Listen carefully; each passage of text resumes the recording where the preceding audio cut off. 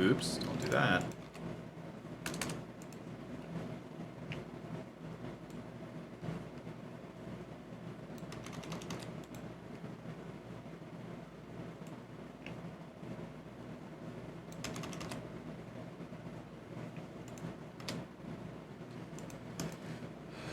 Okay, there we go.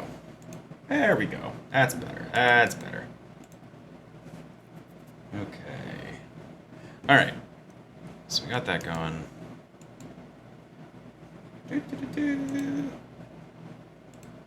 And then, while I have this going, I can do a couple things. Twitch.tv. They got away in between.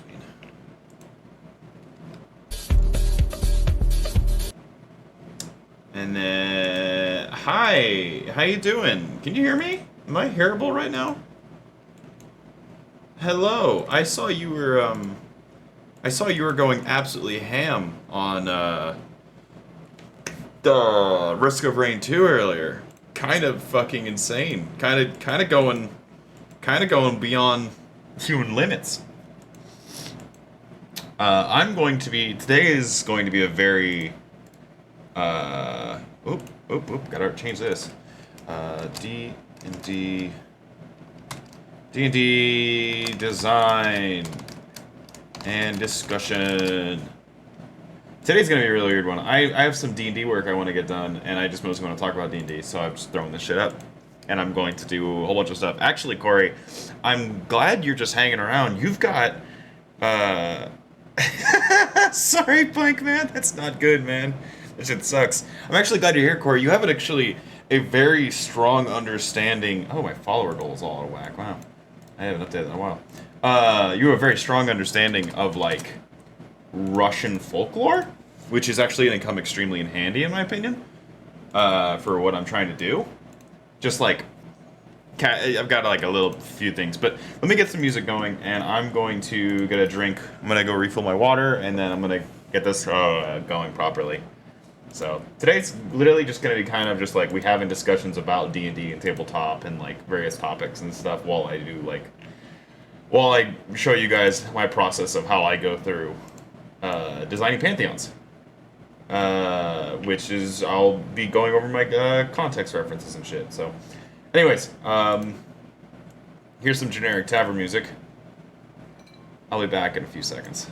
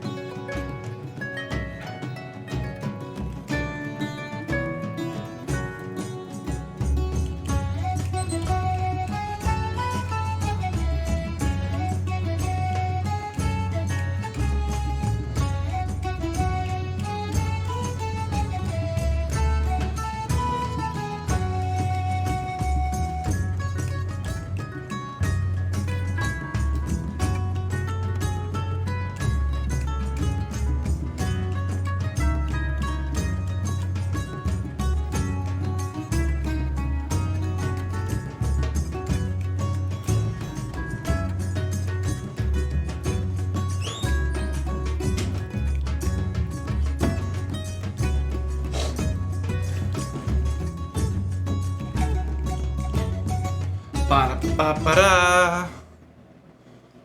Just in time for the end of that. Okay, let me send out real quick some tweet. I gotta send out some shit to my Discord channel, and then I'm good to go.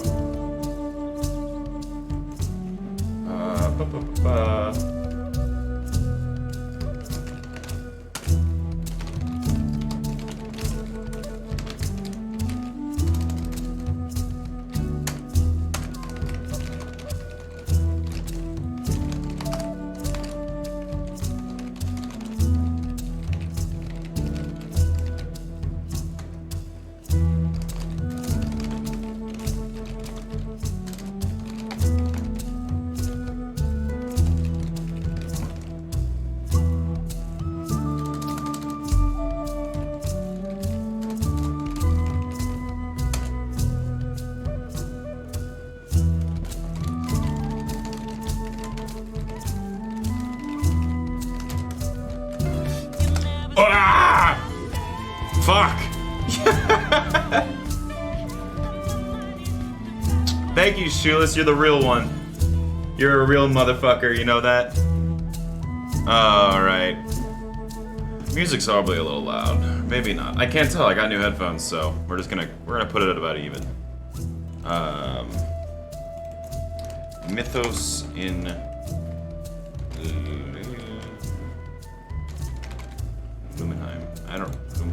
I don't remember how the fuck I spelled that shit, so we're just gonna go with Wild Lords. Alright, so I'm gonna give you guys visuals now. So I have no idea who Saint Elga is, but so we've got a lot to work with here. So I'm gonna give you guys visual. Let me on. There we go. Where am I? Where did I go? What happened to my camera? I have been denied a place in this world. I must have deleted it. Hang on. Also, my shit is way too big. What the fuck? Why is my... What the hell happened? Whack. Alright. Why is my Streamlabs bigger than my... Whatever. It's fine. Alright, give me a second here. Oh... Put green eyes on a couple of guys in that crown shot, make it even more busy and nonsense? No, then it's Christmas themed. That's gonna make no damn sense. That ain't gonna make no ham sense. Alright, give me 2 seconds here. I'm pulling up a... Oh, you guys can see things. That's not good. Little view behind the curtain. Oop, gotta close that too in case I... Alright. Alright. So. Okay, guys. I'm like pulling up my camera now. And then we're good to go. So to give you guys an idea what we're going to do today. Today is actually quite simple. There I am. Hi, guys. Let me put this way down, just above this. What the hell? I don't know why my UI... Well, whatever. I don't care. It doesn't matter. Anyways. Hey, what's up, yo? Welcome, welcome. The camera's gonna be a little big today because it doesn't really matter. Most of this is all gonna be extracurricular and wild and whack. I'm going to be fucking around with a lot of things here. Legitimately, this is gonna be it's Friday night, I'm chilling, I'm gonna drink a little bit, and we're just gonna talk about D&D and stuff related, and you guys can talk about your D&D shit, and we'll talk about it. It's gonna be great. It'll be great. It'll be great. Okay, so, first things first, let me pull up a map. I need to get my reference material in front of you guys so that way I can like point at stuff and not seem like a crazy maniac. 2 seconds here. Maps. Boom, there it is. Okay. We're gonna keep this open so I can have it for, I don't know what that, I don't know if I showed you guys that or not. Oh. Okay, so we got a couple of reference images. I want to go ahead and say out now, what? You gotta put the soy sauce away? That's my drink, bro. I'm getting a little swifty today.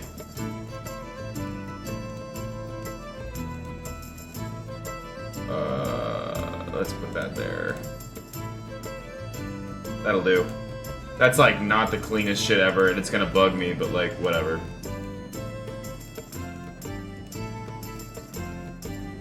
Okay.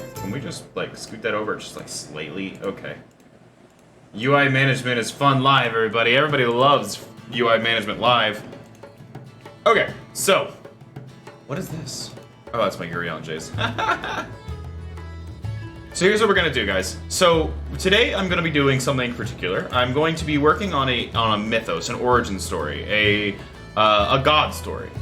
The idea is that in most fantasy settings, it is typically a good idea to weird. Oh, that's a big image. Let's chill the fuck out on that, huh? In most fantasy settings, as you know, typically origin stories and like actually, you know what? Fuck fantasy things. Just modern mythos in general. The origin story of like the gods is usually fundamentally important to how these things run. The biggest examples I can think of is obviously Christianity. You know, you have the coming of Jesus onto Mary, and then Judas and blah blah fucking blah, etc. etc. And you've got the Greek origin story with Kronos and Zeus. All of that. Those religions are... fuck you, Plank Man. Those religions are incredibly important to the overall structure of how that shit all works. What I have here is... I've gained... Okay, I literally can't think because this tavern music is too jaunty. Let me get something a little less demanding of me. What should we listen to, guys? You know what, we'll just listen to my generic playlist. Hopefully I don't get hit with anything, but whatever if I do. I mean, like, this is not a stream I'm too worried about. I'll throw a VOD up at some point. Okay, so I'm pulling from a number of resources as for my inspirations and where I draw my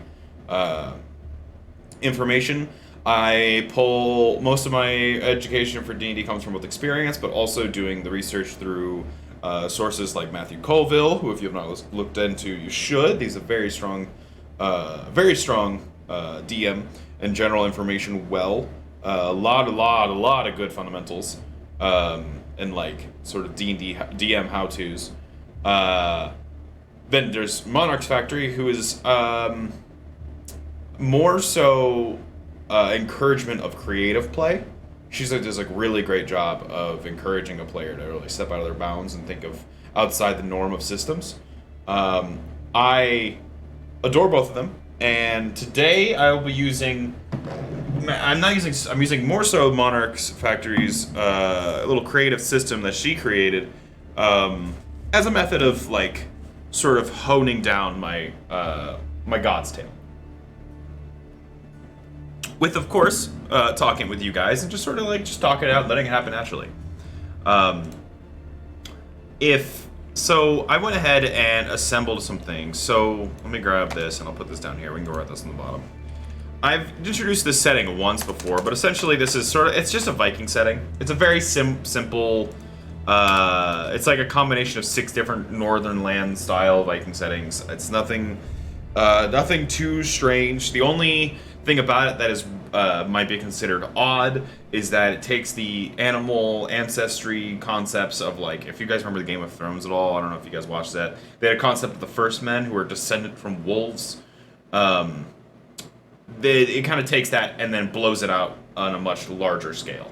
So, like, the first in my homebrew setting, the concepts are like, you guys can see here before, though that might be, I guess it's readable. The concepts is that there is a hierarchy comprised of what we'll call today our caste, because what is religion if not a giant play? Our caste is a lot of gods. It's more akin to Greek mythology or to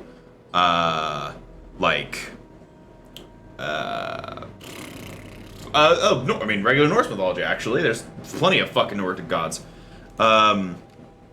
So what we're gonna do is we're gonna do a number of things. We're gonna work together. We're gonna do first things first. So to get you guys familiar with the ideas of what's going on, I have, let's see, how many do I have to work with? God damn. 1, 2, 3, 4, 5, 6. So I have 12 of the main Pantheon. And of course, there's going to be lesser gods, but the 12 are going to be Like, these are the main elements of the Pantheon. They're supposed to represent the entire animal kingdom as far as, gods are concerned. Oh, this is my map. It's way too fucking big to really take in, though. Alright.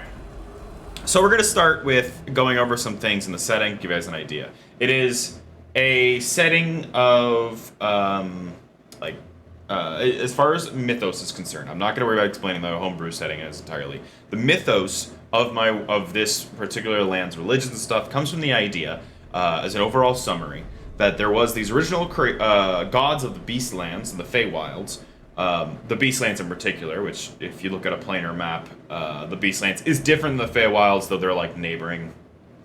You could call them the same thing. I wouldn't hit you for any points on that, but they are, technically speaking, two different things. Really, the only difference is how big are the creatures. So in the Beastlands, there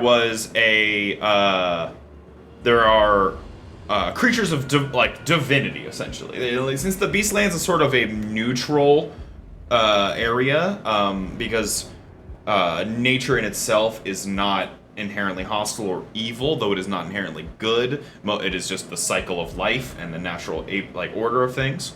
The Beastlands and the gods that derive from there all have their own individual takes. If anyone here has ever played Tomb of Annihilation, perhaps? The gods in Tomb of Annihilations are a great indicator of how you make a pantheon, though it is an extremely skeletal, very clean-cut version, very on-the-nose version. It is great. Those 9 gods are an extremely good representation of, how to construct a pantheon of realistic... let me pull my chat down. There's no reason for it to be all the way up there. And we'll just make it a little smaller. Yeah, I would highly recommend it. Honestly, it's a fucking super fun module. It's it's great for exploration. It's great for pirating. It's great for a number of things. Then it ends on a big dungeon crawls and puzzles, like classic D&D puzzles, up to and including a knockoff version of the Tomb of Horrors. Fantastic module. That's beside the point. So we've got this setting where you have these 12 gods who are not neutral. They're all various kinds of neutral, though you can very easily, since these are the Beastlands and these are gods effectively, they're not the same as normal animals. Obviously, they can retain the intelligence and the lordliness, so to speak, to have opinions of each other and gods, because these are supposed to be sentient creatures. They are massive. They are massive, blown up in various regards beasts. So let's go ahead and break down. I'm going to call this order of importance. So we'll call this main. We'll call it order of importance.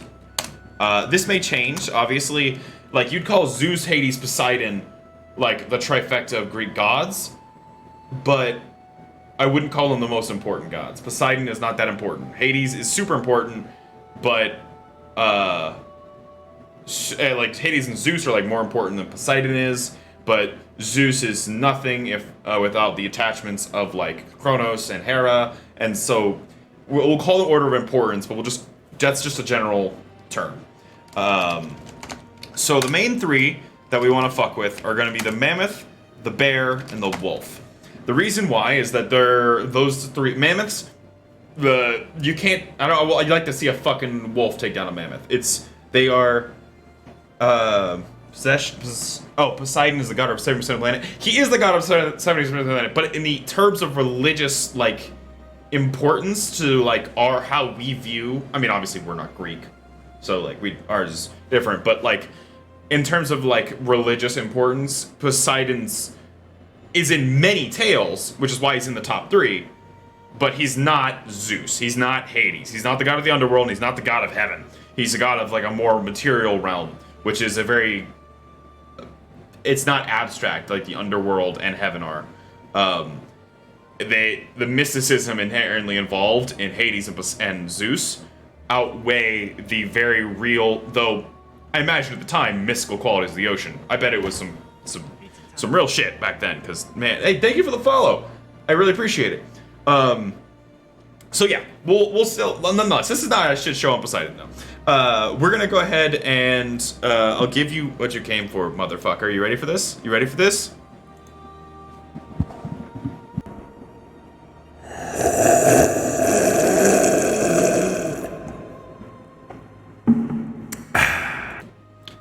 All right, that's what you get. Anyhow, so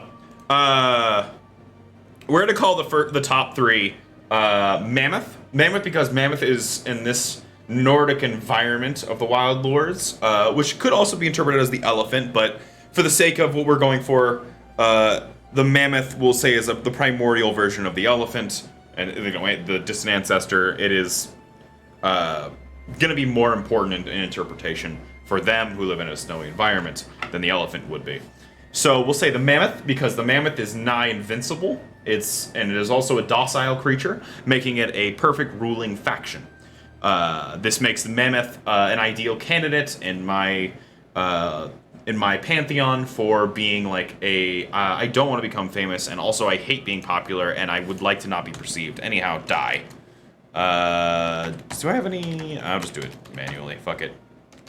Be gone! No? Fuck, how do I do this? Got him. You guys get to watch a little behind the scenes effort. Boom. We murdered him. Anyhow, so if we're calling the Mammoth this like perfect sort of like the lion of it's like sort of like the lion. It is the top of the apex, but it is not bloodthirsty. It is just this invincible, docile, and in the interpretations of like how that interacts with it, it looks down upon all creatures but respects the mouse. See what I'm saying? So the Mammoth becomes our Zeus, or our like the apex. Now, what we have the bear and the wolf, and where those two in their base. Oh, here we go. Actually, let me real quick. Let's put traits. Traits are going to be docile, invincible. Even though that's not really a trait necessarily, for the sake of me running back and looking at it, it will be very easy to... Hey, what's up, Shark Party? What's up? We're talking about D&D, and we're going to be getting real into it today. I'm going to be talking like a professor for the next, 2 hours. So we'll call them docile, invincible, respecting of lower caste. And we'll just go with 3 traits for now, because I think that'll be easier to work with for the time being.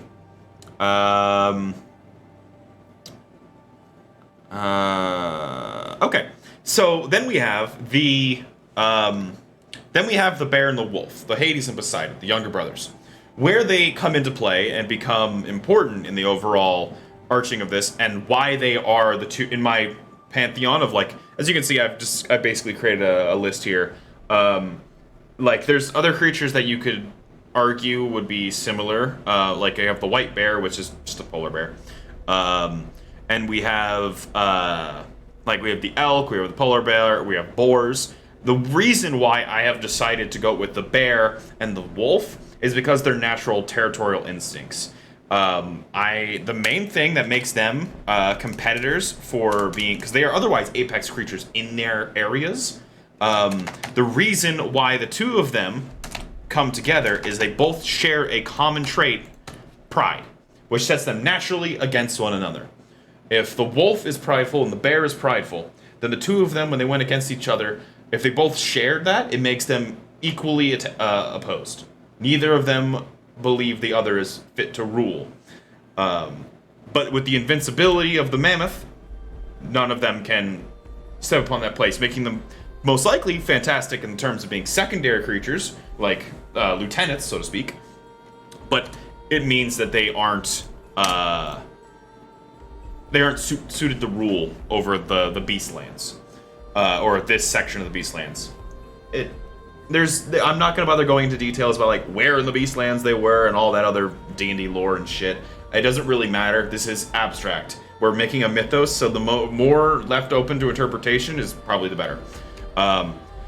So where the bear and the wolf differentiate is Give me 1 second here, and I look back over. I believe, did I write it down? I might have written it down. It's probably on my DM sheet, which I can't go access while I'm streaming because if I have players watching, they will be seeing some spoilers. Okay, so the different, the wolf, pride, loyalty, and let's say, you know what? I'll just check it on my phone. I'm gonna check it on my phone. Don't knock points off me. I'm sorry, everybody, but it's bad content, I know. But I need to find out because it's important. If anything, you can blame my players for being supportive of my streaming habits. Thank you guys. Love you. Okay, so we have. Boop, boop, boop, boop, boop, boop.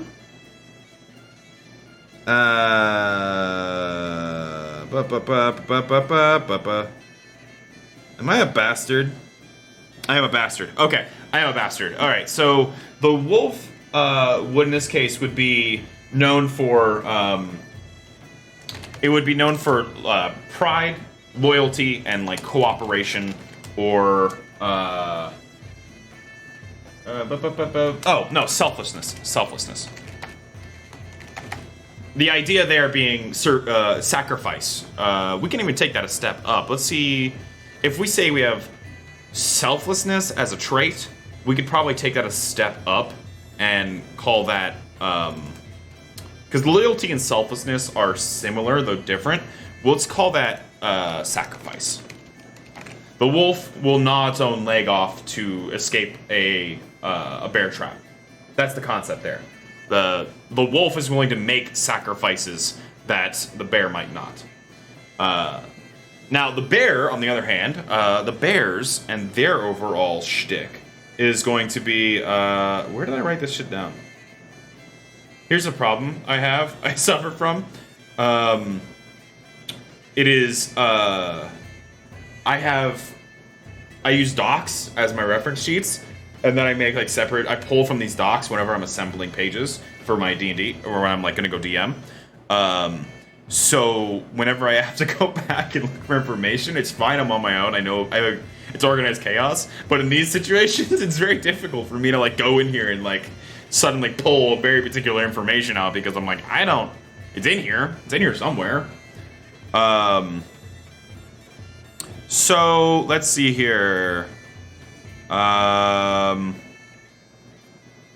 Okay, so a bear would the bear clan in this case, which I derive a lot of their like the habitat with which they come from and flex some of these ideas of what they are good with.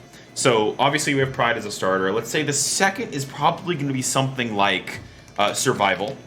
Bears inhabit like tundras and the taiga. Bears are instinctively, they would value by nature the willingness to survive long, hard winters. They're creatures that don't eat the entire winter because it's just, that's how you survive. That willingness is important. Similarly, I would say, ooh, you know, we can, I don't want to say I was going to say pride again, funny enough, but pride is not the emotion I'm looking for. It's that like, I don't know. What do you guys think? What do you guys think are some attributes of bears that you feel are appropriate for something like this? Strength? Strength is a strong one. Strength is a very strong one. I'll put strength right now. I'm trying to like take the aspects of say we start at strength, and then hang on. Whoop. Give me 1 second.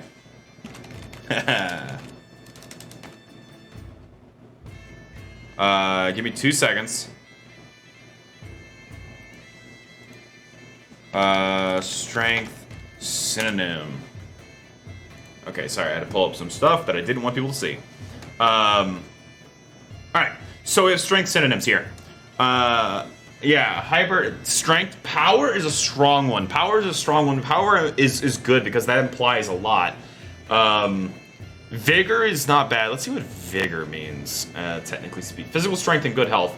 That is very good. Vigor falls into a combination of strength and survival. So we could actually, let's remove survival. Let's put vigor.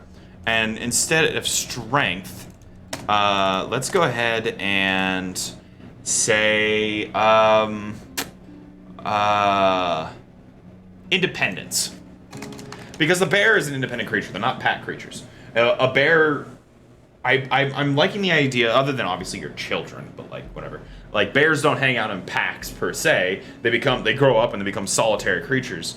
And the idea that a bear represents independence and like the willingness to stand on your own 2 feet and like survive, or stand on your own 4 feet, I guess, and survive is, I think, a good trait to use. Let's look up independence. See if there's like a more godly term we can use for this. Liberty is not bad, but autonomy might be more what we're looking for. The right or condition to self-government. Autonomy is a very political word, which is pretty good. But let's see. Let's go to autonomy. I like autonomy because autonomy implies freedom. Which I think is what we're gonna go with, is freedom. The bear, I think freedom, because bears made like the bear migratory patterns are massive. They will travel miles and miles and miles and miles, just like around. I think autonomy. That's a joke for me. That's a little pathologic joke for those of you, the 2% who are gonna get that. Okay, so we have our bases here, right? Now, those are the main 3. Let's say like they're like the first beasts, right? They're like, we'll call them, they're not the first beast by any stretch of the mean. So let's go secondary gods traits. I'm not going to put these on other pedestals. We're just going to go through the other animals, and we're going to real quickly construct an idea as to what they're like.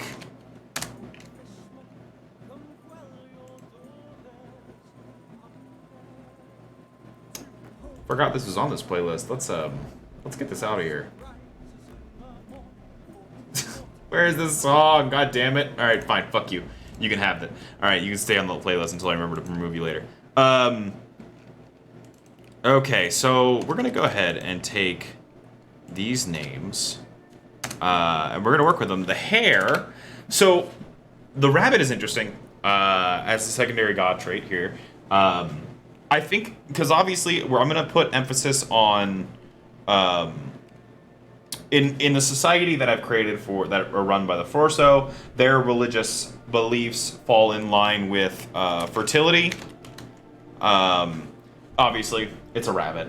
Like, yeah, sure. We might even, which is a very godly term, fertility, but let's see if we can find another term for fertility that's a little better. No, fertility synonym. Fecundity. Virility is not at all what I was looking for, but I do like it. Highly productive. Oh, that's an interesting concept. That the idea that being prolificacy, that's what it is. Prolificacy. Yeah. Prolificacy is interesting. I like prolificacy because I like the idea that the rabbits are, obviously they're fast. They're like creatures that are very quick as a hare. It makes sense. The idea that like breed a lot, breed fast. They like they're gods. They're like herbivores. In our world, there is a massive like sweeping plains that stretches miles and miles and miles of like golden plains and farms that is run by this clan of the rabbits. So I think prolificacy is an interesting one to go with in this case. I think that's what I'm going to go with, because I think the implication that they are productive also means they produce. So instead of fertility, let's go with prolificacy. Okay. Prosperity is interesting. I think prosperity, funny enough, Ash, falls more in line with the Fox clan than it does necessarily with the hare. I don't think the hare is concerned with with success or competition or overall wealth in these cases. I also think prolificacy, family, and funny enough, this is an interesting one that's very abstract, but it was kind of something I've been cooking on for a long time. I like the idea that the hare is a god of fate. And the reason being is that because the hare's lineage is you exist through your successors and through your predecessors. Let me get my finger over here. So the idea that they're a god of fate is because because a lineage is a method like the hands of fate. Through raising your young in the right way, you can turn the hands of fate themselves. I like the idea that the hare is it's patient. It's willing to sit and it's willing to wait, because if it doesn't do it, its children will. And I think that's a cool idea for a hare. So that's 3 for them. Let's go on to the boar. I'm gonna go with, okay, first things first, willpower is what I'll probably, I'm gonna look up a synonym, willpower synonym, but I think the boars, they're stubborn, resolute, that's a good one. Resolute. I like resolute. Resolute. Absolute, personal, determined, unwavering. Yes, that's what we're gonna use. I think because the boar is so stationary, it is so hard to knock over a boar. It is so difficult to change it from its path. I think resolute is a good use that covers purpose, it covers stubbornness, it covers determination. What are some other qualities that you would say of boars? Utilitarian. What's a synonym for utilitarian? Pigs, boars, all that will eat literally anything. So let's go with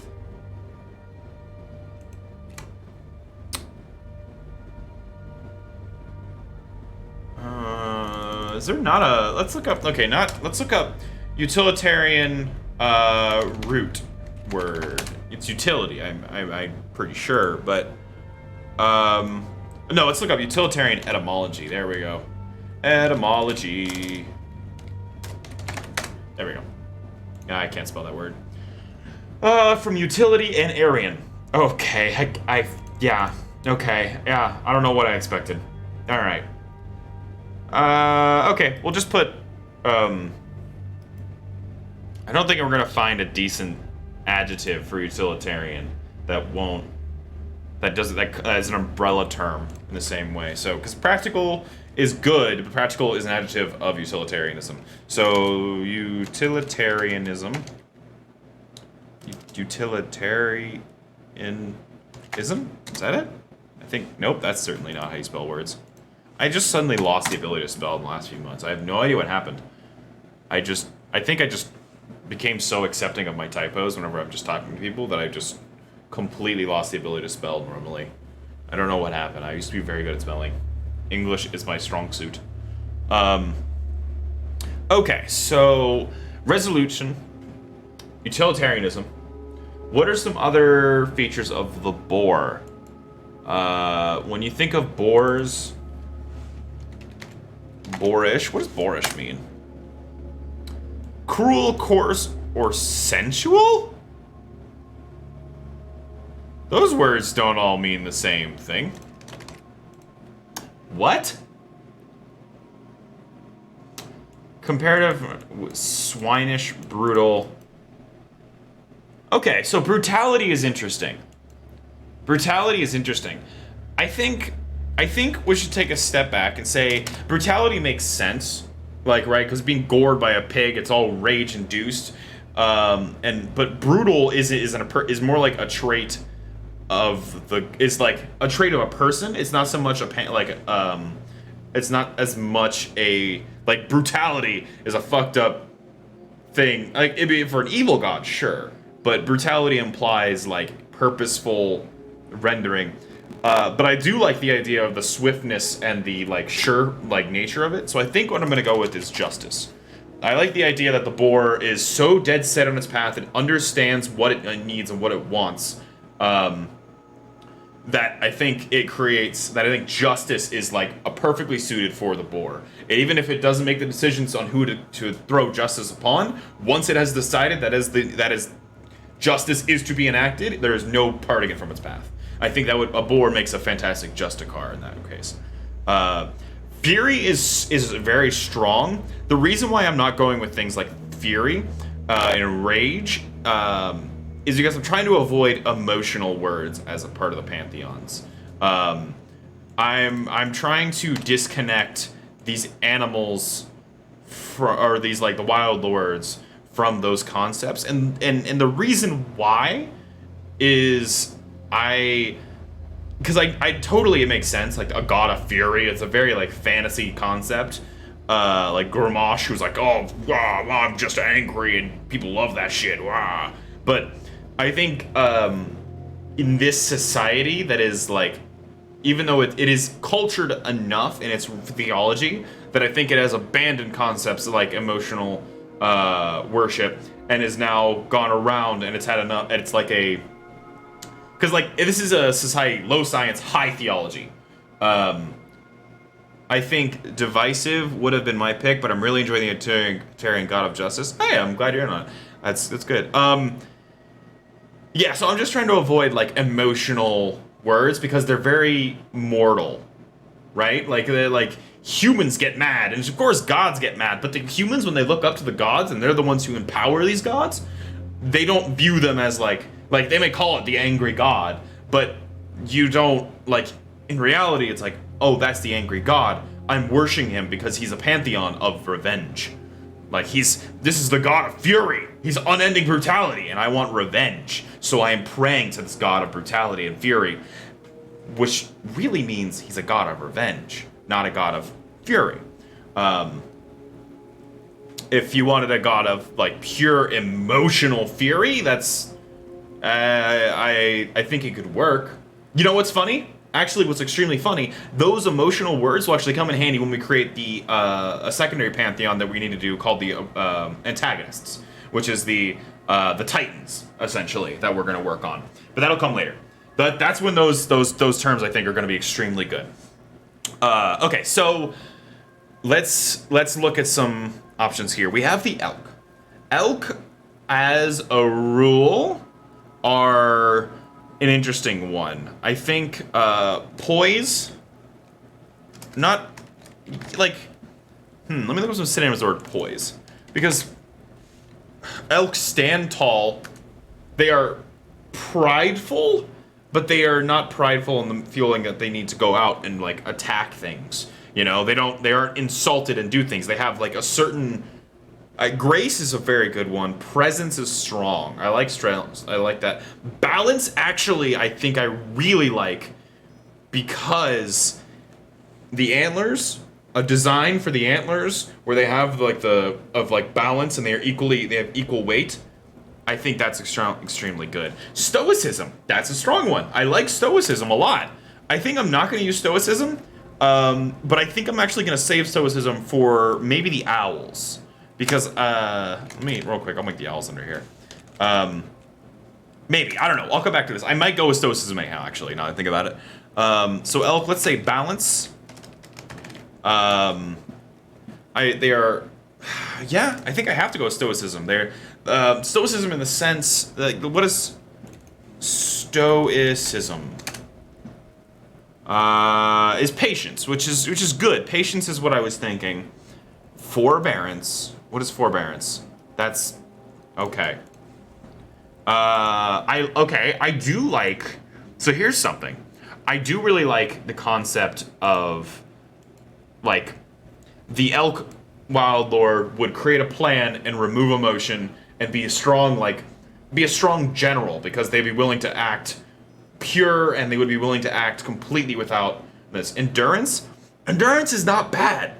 It's not bad, but I don't think elk are known particularly for endurance. Like, they're strong creatures, don't get me wrong. Let's go. What's the I'm looking for a particular word, and the word I'm looking for is the know when to run, know when to fight. And there's a term for having a good understanding of that. They migrate, that might be more of a caribou trait. God, I wish I knew more about caribou or elk to really to confirm or deny that. Wisdom? Wisdom. Wisdom is a strong, there we go, that's a good overarching godly term. I'll even see if there's a sensibility. I like sensibility. I also like insight. Insight's interesting, because insight is a buzzword. Yeah, wisdom could... Okay, here's the issue there. With the Athena thing, wisdom could definitely go on the owl. That's the problem there. Athena kind of damn me on this one. What is good understanding of things. Perceptiveness. That's not bad. Acumen. Ability to make good judgments, good experience in a particular domain. Acumen, I think, is the word we're going to use in the meantime. Because I like the idea that there's two different forms of wisdom. I think there's the owl, because I definitely agree with you. I think the owl is such an obvious key in for wisdom, but I think we need to separate the concepts of wisdom. In the same way that, like, as an example, if you look at the 5e sheet, medicine is wisdom, but so is investigate, or which, no, that's actually, those are the same fucking thing. Let me pull up a fucking 5e character sheet. 5e character sheet, I'm trying to remember, there's a particular skill that uses it that's super weird. It doesn't make any fucking sense why it's wisdom. I just need to remember what the hell it is. Please pull up, well, okay, Pinterest will do. Alright, thank you, Pinterest. Wisdom. Animal handling, insight, medicine, perception, and survival. So, wisdom, like medicine and survival, are two very, very different but very similar concepts. Similarly, animal handling and things. No, animal handling, I think, is more so the wisdom of the elk, where I would say perception is the wisdom of the owl. Elks are willing to act, but the owl watches. Elks are generally solitary creatures. What individualism? We already have that covered slightly. We have that covered by the... they do be looking is the thing. We have individual freedom covered by... let's move this down to its own page, because it's going to bother me. Covered by the... I'll just... And let's go with respect. We have that covered by the bear. Freedom is what I just called it as a general term, because freedom... we were tossed between like individualism, liberty, and freedom, and I went with freedom for that because bears roam where they please, when they please. They're gonna get in your car because they just want to, which I think makes them a good candidate for freedom. I don't think there's anything else a bear loves more than sitting down on the side of a creek and respecting vistas. Oh shit, that's an interesting concept. Bears are one of the few creatures that actually enjoys landscapes.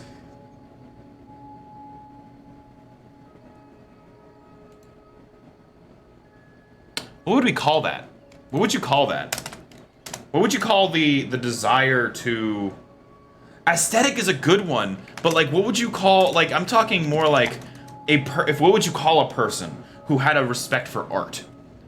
In a similar way that one might be caught and captivated by a beautiful piece of art. Culture, Epicurean. Now that's a fucking word. Hang on now. A disciple.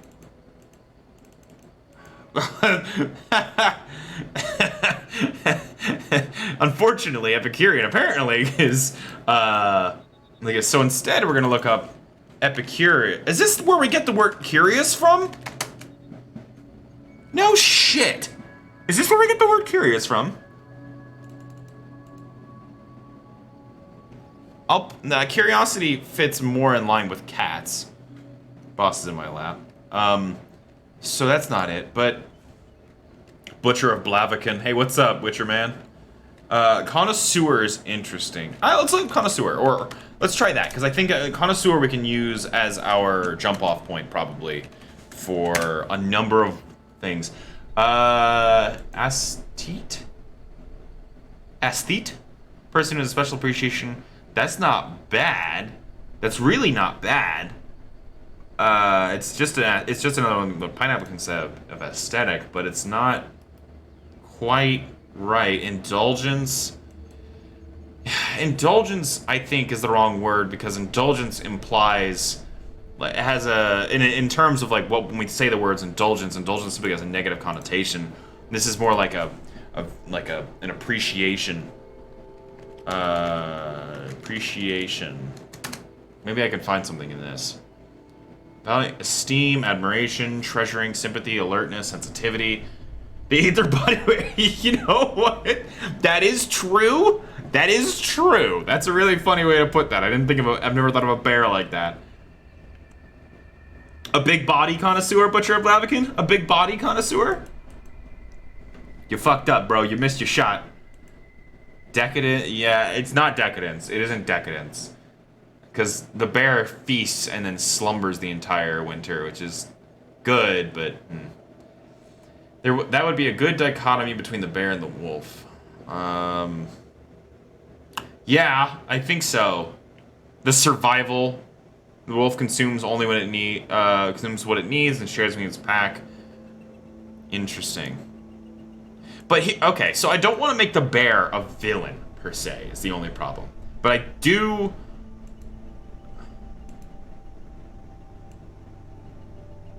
What about foresight? No. It's not, no, because, like, yeah, I would agree the bear has foresight. It knows when the winter is coming, it knows to eat, and then it knows to lay down and rest for the winter. But, no, I don't care. Post it in the chat. I'll interact with it as I can. I'm currently, in a bit of a tangent here. I'm taking on my I've got my, ADD going on Mega Blast right now. Okay, let's play with that. Right? Let's go with, I like indulgence, but it's not quite what I'm looking for. So, yeah, it very well might have. Let's see here, moderation is not a bad one, but that's not quite what I'm looking for here. I'm looking for, like...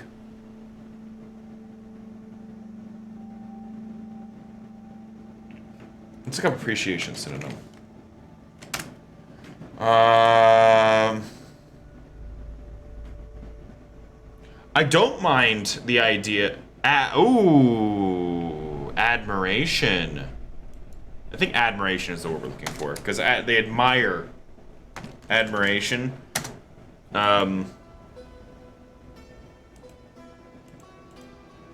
Admiration. Was you stuck? Bear is a lone creature. Wolf in the air is a pack creature. Yeah. So let's go. I'm trying to think. What would a god admire? It's a good question. I think we'll remove that for now. We'll come back to that. We'll put bears enjoy landscapes. Enjoy vistas. There's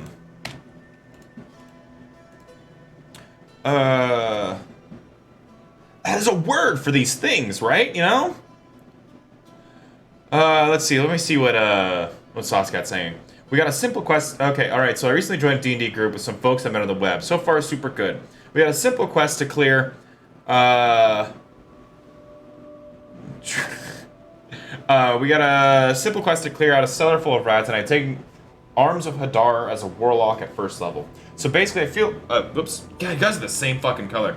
There's like 2,000 rats in this tiny cellar. It's horrifying. I wade my way to the center and cast Arms of Hadar. I roll big and do 11 damage to everything within 10 feet. The DM describes as I give this... Oh, Jesus. Fuck, dude. That's a lot of dead fucking dudes. Leisure? Ooh, Leisure's a really strong one to use. Way to optimize your build, though.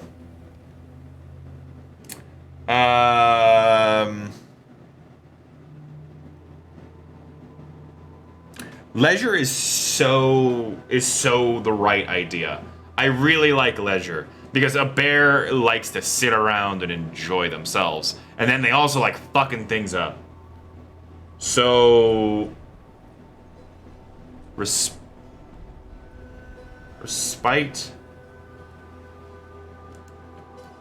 Let's go with, let me look up Let me look up relaxation. Which is like, these are all like synonyms of appreciation, right? I love that you guys can't see the fucking screen because of how I positioned this. Why does Google do this? Oh shit, I gotta let my cat out of the room, hang on. Alright, hang on, you fat fuck. I'm letting you out. Go, go, go, go, go. There you go, buddy. I'm a fat fuck, I like a quick fuck. I'm a fat fuck, I like a quick fuck. Alright, it is Fat Fuck Friday. Composure, that's interesting. Tranquility, that's the one I'm gonna use. Tranquility. I think that's a strong, enjoying recreation, diversion, distraction, fun, pleasure, refreshment, relief, respite. I think tranquility is what we're looking for. Wouldn't tranquility be the elk?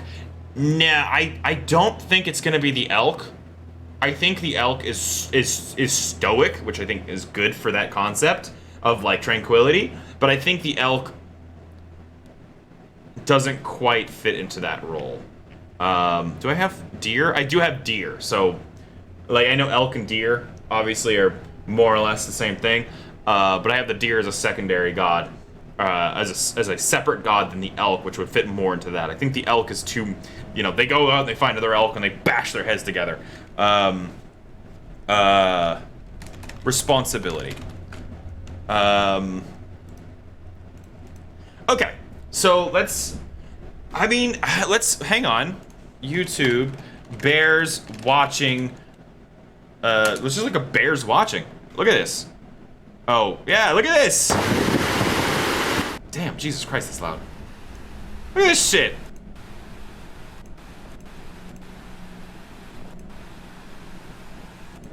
They just sit down.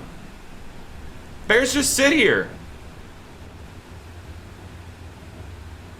Like, they're one of the few animals that have an actual desire to just sit and enjoy general environments. I wish I could be that unbothered. Anyhow, one time I saw a wild bear and I just ate flowers the whole time. They're pretty fucking YouTube bears eating. Okay, yeah, I understand there's a dichotomy here. I understand there is a dichotomy. Bears are also horrifying murder beasts. I get it, dude. Okay, owl. We'll go with perception. Patience. And what's some other traits? Oh, I think stealth. Not stealth, but what do you call it when you like to not disturb something? Carefulness? Careful synonym. Sexy owl. Observation. Actually, you know what? I actually like observation. I agree with that. In my world, the owl clan is a ranger clan, and they predominantly just exist to watch the border of the Feywilds inside of this one place called the Dolmen Woods. Dolmen Wood, rather. So observation is actually perfect. Serenity is close, but I don't think so. I think we need something that like, cause like an owl will soar through the air, silently pick a field mouse out, and nothing in the entire field will have any idea it even happened.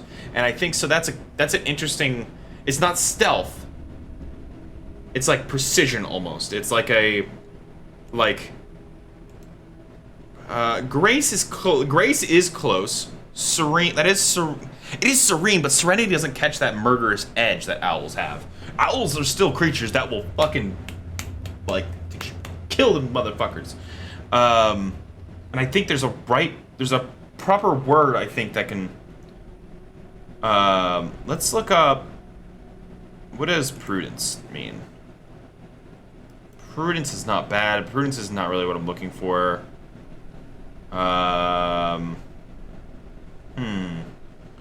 You can murder a Gracie. League of Legends. Like, how do you? Let's. This is gonna be a really funny thing to look up. I'm looking for a term for like, not assassinate's a bad one. I think grace, actually. You know what? I think grace is what we're gonna go with. I think grace is deliberation. Let me try that. Let me see what deliberation means. Deliberation. Long and careful consideration discussion. That's actually not bad. That, I think, deliberation, I think, is closer for other than, is a better take than what I had previously. So actually I'm gonna use deliberation. Okay, let's keep it on the list. So, let's go fox. So foxes. Foxes are curious things. Foxes, they are hunter creatures. They are joyful, typically. They have a very much, like, but they're also stealthy. So that's actually a very curious thing. How would you guys describe foxes? What are some words you guys would use to describe foxes? Earlier, Pineapple said prosperity, which I kind of like. I do like a lot as one of the terms for it, because prosperity, I think... Prosperity... they're creatures that are huntful. Sincerity. Oh, I like sincerity, actually. Cunning, inquisitive. Inquisitive is good, but I'm gonna save inquisitive. Face asked me, is a fox a cat or a dog? It's a lupine. It's neither. Tell them they're a fucking himbo. I like sincerity a lot, actually. I like the idea that this it's similar. I like that because it implies honesty, and I like that. Oh, Vulpine. Right, Vulpix from Pokemon. Duh. Well, now, yeah, never mind. I'm himbo. Sorry about it. Sincerity, inquisitive. I like cunning. I actually also like. Cunning, I think, is a good one because in our world, the Fox clan has adapted to becoming like one of the only real like capitalistic powerhouses. Sexuality. That's actually curious. That's actually, let me see if there's a synonym for sexuality that I can find that's like easier for me to say in front of a D&D player and they won't be like, oh, horny. I'm not gonna put capitalistic. That's a product, not a feature. Yeah. Pineapple Can in the chat here plays in my games and they are representative of the Fox clan. And so... I mean, people make fox girls, and they're always just super horny, and there's nothing I can do about that. Nothing I can do about that. Here's what we're gonna do. We're gonna move this over here so you guys can see this properly. Hey, boss, buddy. I'm wearing sweatpants, but I would let you sleep in my lap. I would let you sleep in my... You're so ugly. Alright, you can sleep in my lap. I'll just have sweaty ass, I guess. Yeah, go on.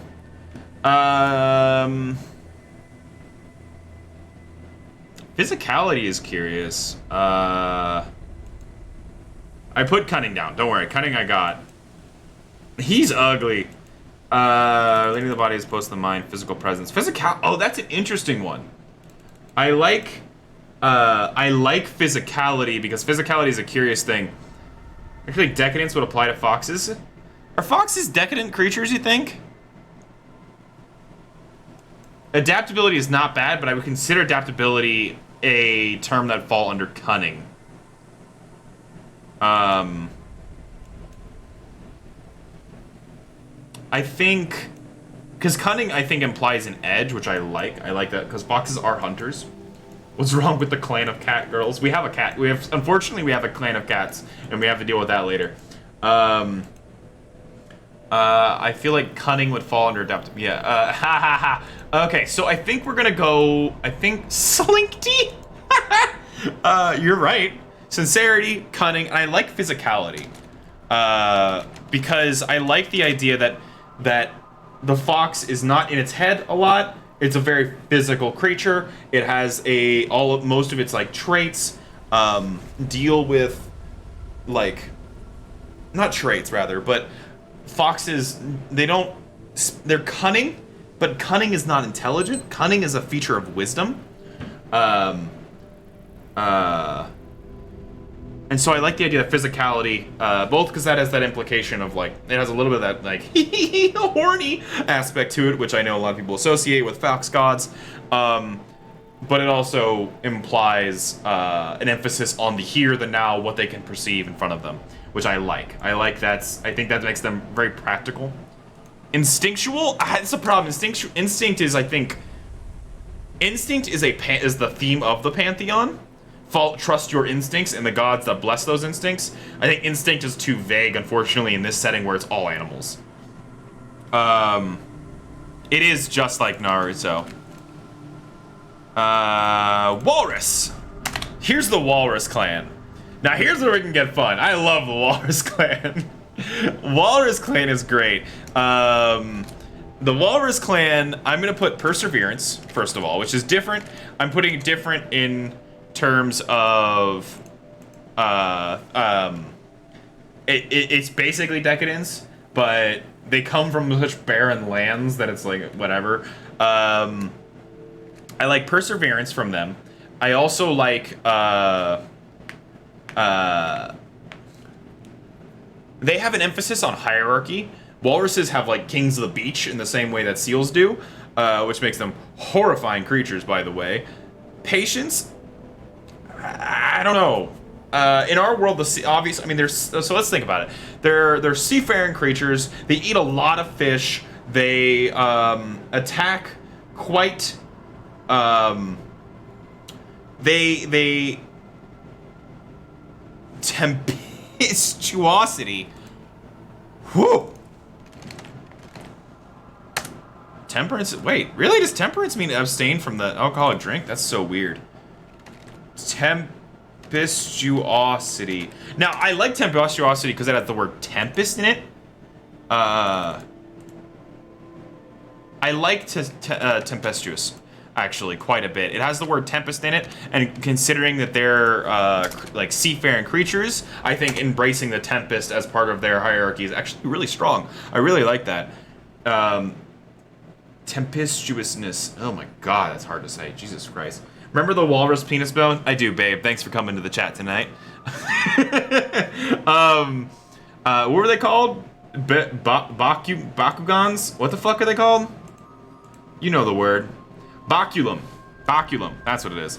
Perseverance, tempestuousness, or tempestuous, and they do have dick bones. A lot of animals have bones in their dicks. It's really weird. I only learned this like 2 weeks ago. Rage. Again, I want to avoid those like animal, those like those instincts, like those traits. They are just straight up rage, which is why I want to. Actually, I'm going with tempestuous, is because I'm gonna let that cover rage while being still kind of like aloof and godly about it, you know. Roaring. Hang on. Roaring is not bad because like they are loud, but it's not. I don't want roaring. I want something that's similar to the word roaring.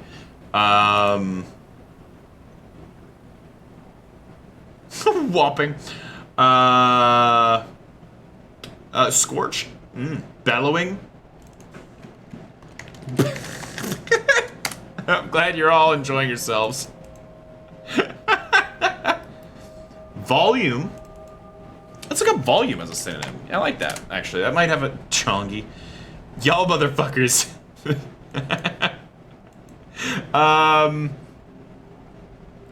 Magnitude's not bad. They exist in such harsh conditions.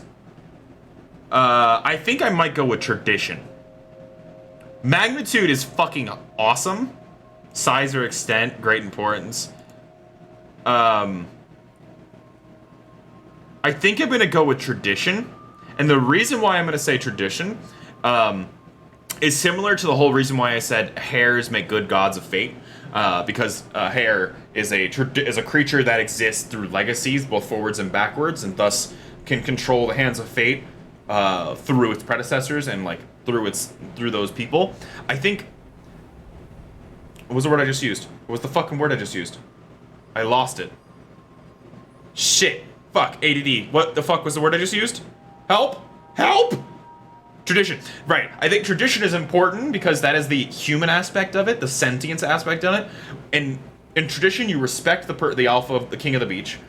In tradition, you also have very strict rules, and that's how you survive in such incredibly harsh climates that the walrus clan and the walrus themselves would fall into. I think this leaks that sentience over rather than just us relying on like a more vague pantheon. I think tradition is a more individualist one that I'm going to go with. That has more implication on the world than that one does on the actual creature. Anyhow, so that's all the members of the Black Maw side of things. Let's get, I'll put in Black Maw. Let's go to secondary gods, traits, Bjornskar. Because of course the name is Bjornskar. You fucking kidding me? It's so simple. Sorry about that noise. Everybody who's using Discord, I just muted my Discord. Territoriality, that's actually not bad. Boss, it is literally too hot. I live in Arizona. You cannot be sleeping on my lap right now while I'm wearing sweatpants. It is not working. I have a fan pointed directly at my nuts, and it is just not doing enough work to like fight the bear rug that he is. Anyhow, back to this. So let's look here. Secondary god traits, right? Let's do some math here. Let's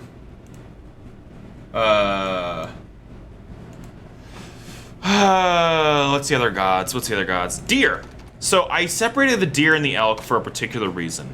The deer and the elk's lands, one would consider them of the same, and very easily, and I would totally fine with it. The reason why I consider them different is that the deer is a creature of flight, where the elk is a creature of fight. I have separated them because I have created a divide in. This is where you kind of mix god stories and human tradition and like history.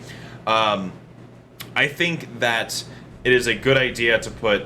Also, I'm creating a dichotomy against the Black Maw side of things. So the deer, it would be very similar to the hare. Caution is exactly one of the words I'm going to use. Caution. So I'm thinking whose finger grows into seals. That rules. We may look up some Inuit mythology in a little bit. That kind of fucking rules. I'm gonna need to look up some god stories to bounce ideas off of anyhow. So yeah, what was I saying? The deer, I like caution. I also like the concept that they are preservation. I like preservation, actually, a lot. Preservation. That's a good akin back to nature and the preservation of the forest. That's very Bambi. Caution and preservation. Good job, both of you. Fantastic work. Save me time. So we have preservation, caution. What other things do we have? Deer they're delicate creatures. They're, I would say, almost like fragility, which implies a protection of of fragile things. Similar to that, which the most obvious attribute you could put on that is children. Much like the hare with its ideas of children, fragility would be like ice. Like ice is fragile. The deer walks carefully over the ice. I think maybe not fragility as the term. Fragility synonym. Purity is not bad. I like purity, but I think I'm going to call that as part of preservation. I think the preservation of purity is what they are for. Vulnerability, not bad. It's not bad. I like vulnerability, actually. But let me see here if I can find... Oh, fragility and vulnerability. Oh, I was thinking of vulnerability, actually, in more of a different sense. I hadn't considered it, actually, like this. What's the technical definition of vulnerability, anyways? So they may expose or attack their harms. You know what? I like vulnerability. The protector of the vulnerable. Ability. Or more like, probably, caretaker of the vulnerable. I am actually a big fan of that. The ram. The ram is an interesting one. Now, what would you guys describe a ram with? Rams climb mountains. They are creatures that exist in ridiculously thin air. Haha, I'm banning Pineapplekin, banned from server. They are creatures that exist in like high climates. They are like harsh climates. They can eat very little. They are stubborn creatures. Headstrong. It's funny, but I think you're right. Let's see if there's a synonym for headstrong I can find. It's not stubbornness, because they're very similar to the boar. They're willful, strong-willed, unyielding. I like unyielding. Let's put unyielding for a second. Unyielding implies a complete inability to surrender. Obstinacy? Let's say obstinacy. What's the definition of obstinacy? Obstinacy. Whoops. Quality or condition being obstinate, stubbornness. Oh, okay, yeah, right. Duh. Diligence. I like diligence. Diligence implies a third dimension to their intelligence, because these aren't just like the creatures. These are creatures that have become sentient and developed their own traits. So I like diligence. I like the idea that you do your diligence. It's very similar to responsibility, but it's more about personal responsibility than it is the elk's responsibility of the whole. Diligence is you do what you gotta do and you do it yourself. Gritty? Gritty is not quite. What's a more fun trait? What's a more interesting trait of the animal? Because unyielding, sure, it's stubborn as a ram. Diligence makes sense. There are creatures like that. No, not red-blooded. Let's think. What's the more positive aspects? Exploration. That's key. Okay, interesting. Exploration. What would you call a creature that travel? I mean, exploration is really strong. I'm just trying to see if there's another word for it. What do you guys think is like? What would you describe a creature that climbs to the top of a mountain for the sake of it? Adventurousness? Not bad. I actually like adventurousness. Wanderlust. Audacious. Ooh, audacious. What does audacious mean technically? I think I'm gonna go with. Okay. I think I'm gonna go with Wanderlust because I'm thinking unyielding. I'm going to switch. Well, that's a tough one. I'll put also Audacity. I think Audacity is too strong, and this is where we're gonna break our rules a little bit. Resolute is good because it's bound to do its job even if it means death implies the knowing of a bad outcome. That's true. That is true. Unyielding. Well, then let's say fuck unyielding, because that doesn't work so well anyways. We'll put resolute. I think that's a good compromise. Lynx. Alright. So, let's look up. So, obviously, lynx are just snowcats. I use the word lynx because it's snowcats. They are cats. So, obviously, we need lots of words for cats. Predator cats, more so than, like, the fat blob of mass that... Oh my god, you guys, hang on, look at this. I hope I can get my camera around here. No, don't look at my desk, I don't know what's on there. Hang on. Hang on. Look how fat he is, dude. I can't quite give you guys the over-the-top view because he's too in the way. Like, he's just an orb. He's just a fucking orb.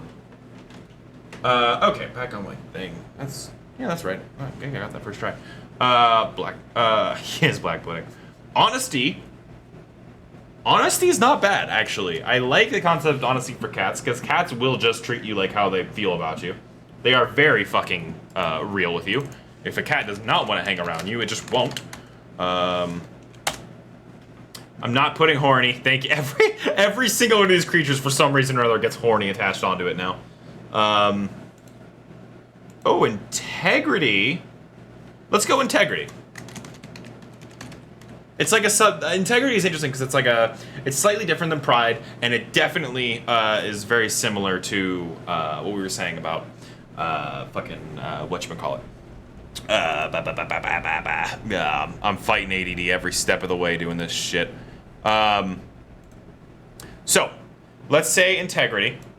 I like that. That implies honesty, and it implies duty, which makes them honorable sounding.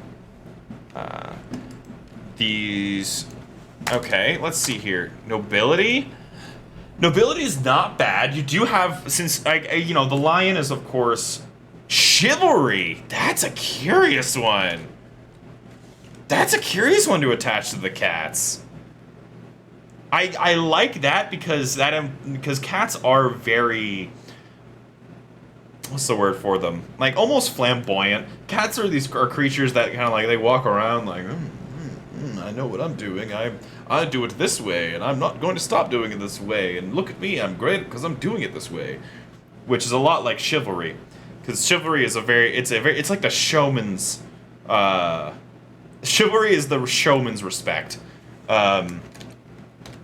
Like the knights did that, were flamboyantly chivalrous, which I really like actually.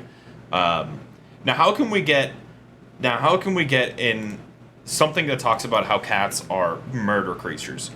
They murder for fucking sport. Blood sport. Synonym. They play with their prey. You know, they're playful. In a very scary way. They are ambush predators, but that is not really a word I can use. Are you making a race of gladiator cat girls? No, that's dope, but that's just the plot of Final Fantasy XIV.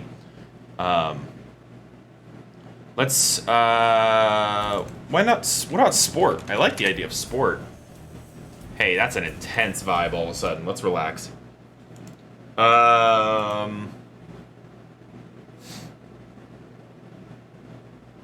Exhibition? Cavort? No, cavort is an act. Okay. And it seems, yeah, okay. Where display a thing, amuse oneself in a lively. Mischievous?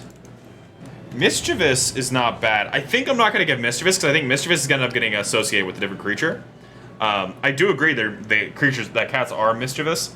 They're curious creatures, but I also think that they're mischievous more so because that they don't perceive it as mischievous. They're just like, I'm gonna knock the thing off the table because, I don't know, I like to. Or alternatively, I want attention. Yeah, the hunt, yeah. I think I'm gonna go with sport. I think that it has an interesting dichotomy, and this is one of those words I think is gonna come down to, because like cats are showy creatures. Hey, welcome back. You forgot already. Already you've forgotten the fact that I put you on the ground. You've already forgotten. It was not 10 minutes ago I moved you and you were fine. He did, yeah, you're right. He didn't forget at all, fucker. I like sport. Sport also, it's almost evil. You know, like not just because I'm a fucking nerd, but like the implication of sport combined with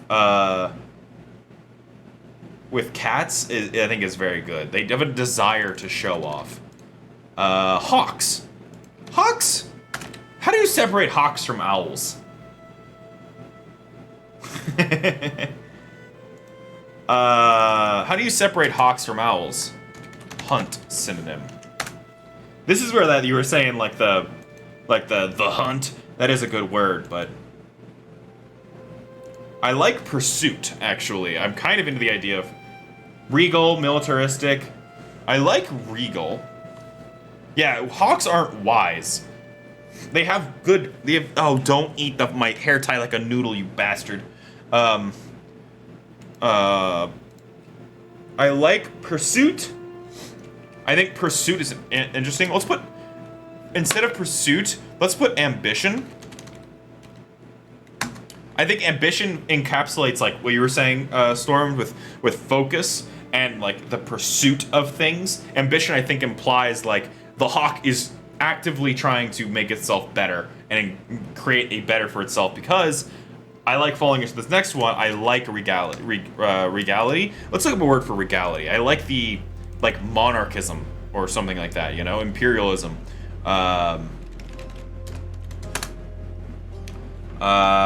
Majesty. Majesty might be the word we're looking for. Majesty definition. Vigilance? I like vigilance. Yeah, let's go. I'm liking the idea of ambition covering focus and like pursuit. I like majesty because of the implications, and I like vigilance actually quite a bit because that actually comes into the Hawk's role in their society, where the Hawk clan has much like the Owl clan taken on a different kind of ranger's role. They are much more about the implication of large, sweeping, vast areas of technology. Hi, thank you for the 5 cents, the 5 little bits there. Predation? Predation. What the fuck does predation mean, technically speaking? The preying of one animal on others. No, because I think there's too many animals on this list that are predatory. You know, like we have the lynx, we have the hawk, we have the fucking foxes, we have like, and the wolves, and those are all creatures that hunt, and they're all predatory. Predation means killing / eating things. I think I want to give them more implied intelligence, like, over the idea. Because, like, the idea here definitely in these creatures being, like, sentient gods is the idea that they are animals that, much like humans, evolved a certain level of sentient intelligence and understanding through the acts of wisdom, that the idea of, like, hunting is not as important as culture, or not culture, like, they're no longer concerned with such base level. Like, a regular hawk, I would say, for sure, predation. Like, that's definitely a trait of a hawk. They need to hunt. They love to hunt. But a hawk that has taken and moved above sentience and literally flies and looks down upon all other creatures would consider itself majestic. I have a hair sticking out of the side of my headphones from somewhere, and it's annoying the fuck out of me. I've been playing Darkwood and learned a bunch about Polish mythology. Man, Darkwood rules. Darkwood is so good. Promptness. Promptness is interesting. Let me look up promptness. Promptness. Or, I did synonym again. I like promptness. I do genuinely enjoy... I like promptness, the will, like, immediate reactions. I think I'm gonna leave it out for now. I'm gonna leave it out for now, but we're gonna have to come back and do some more digging, and I'm liking the idea. I like what you're saying. Rat. Hey guys, why don't we describe rats, huh? Let's talk about rats. Y'all like rats? What's the synonym of the word scavenge? It's like utilitarianism. Swift? Swift is not bad. Decisive? I think decisive. Decisive. Adaptability is a strong word. Now, greedy is something we put upon rats. Rats aren't greedy. They just eat anything they can because the entire world is out to get them. Versatility is a good word for it, actually.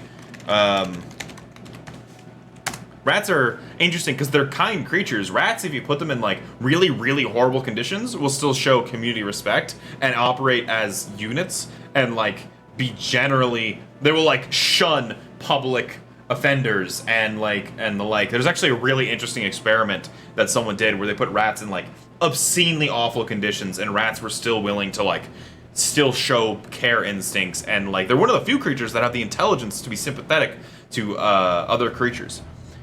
Injuries. It's actually quite interesting. Children of Nurgle? No, that's a little much. So let's say I like decisiveness.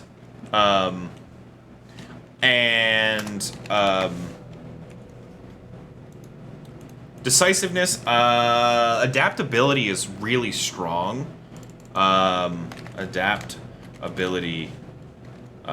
Synonym. What's a adaptable, rather, synonym? There we go. Come on, give it to me. I don't want utilitarian.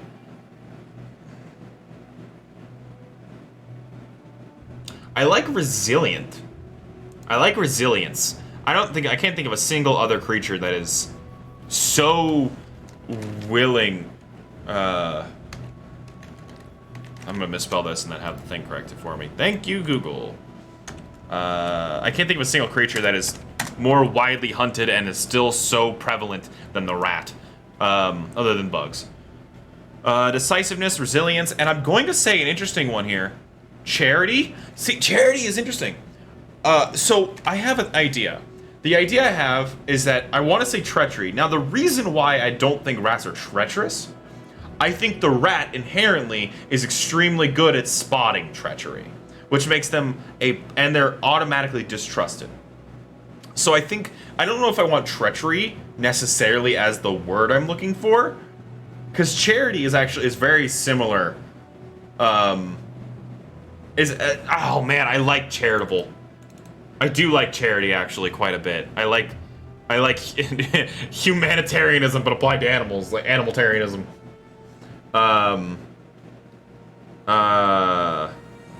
It would be good friends, yeah. Real fucking Tom and Jerry, those two. The next experiment similarly, and found that when a rat experiences trauma and stress, the anxiety and those instincts can pass down as far as 6 generations. Fucked up? That's true in humans. They found that Jewish people experience a lot of generational anxieties brought on from the Holocaust. There's just a certain level of fear you can't shake when your parents and your parents' friends and all their friends got killed, and you just spend your entire life going, "Oh my God, please God, Jesus, fuck, don't do that again." Hope that's not me. It's a pretty understandable trait to adopt, really. Treachery. I want to say treachery synonym. I don't want the idea. I want the idea of being able to spot treachery. Like, they are the god of treachery because you'd pray to the god of treachery to prevent yourself from being, or like to be able to recognize treachery. You know? Do you guys know? Does that make sense?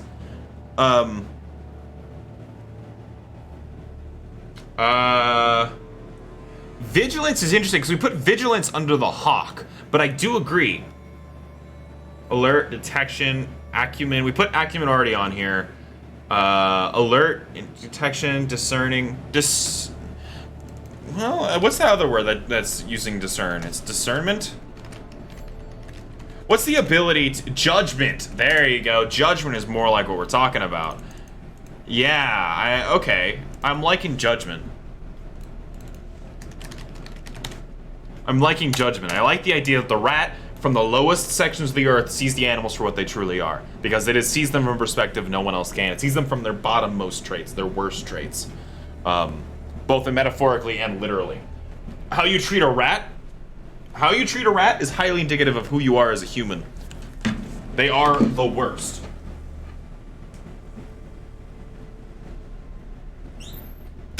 So the understanding and the ability to recognize the worst traits in people, I think judgment is a really strong one to use for that. Of Mufasa the rat? Oh. Okay, so here's an interesting one. The white bear. I'm back. It was a close one. That was just a small one. That was a very small back get up. I just had to throw him out of the room for a second because boss was being super obnoxious. The white bear, right? What would you consider the white bear? Oh, I locked him out. He can't come back in. I called it quits on that asshole. I don't know why I switched Twitter there for a second. So what would you guys say? The white bear, right? What would you call that? Now, what differentiates a polar bear from a regular bear? Because the reason why the polar bear is on here is that they are cousins of the bear. But the brown bear and the solitary, there you go. I like that. Solitary. Do we want to call that independence? Let's look up a synonym of solitary real quick, because I'm really into that. I'm into the idea of solitary. Self-reliance, maybe, is what we're looking for?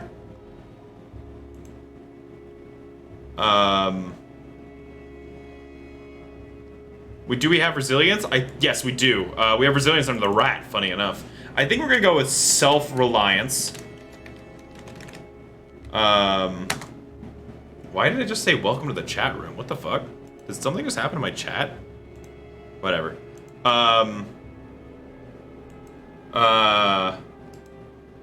We have 2 resolutes. Yeah, do we have 2 resolutes? Resolute. We have the ram and the boar. Oh, that's really funny. That's fine. I don't care.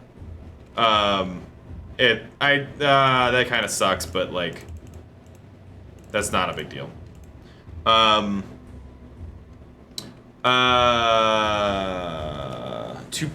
that's true. The prides I had to make. I made 2 prides for a reason. That was intentional. Resolute, that was not intentional.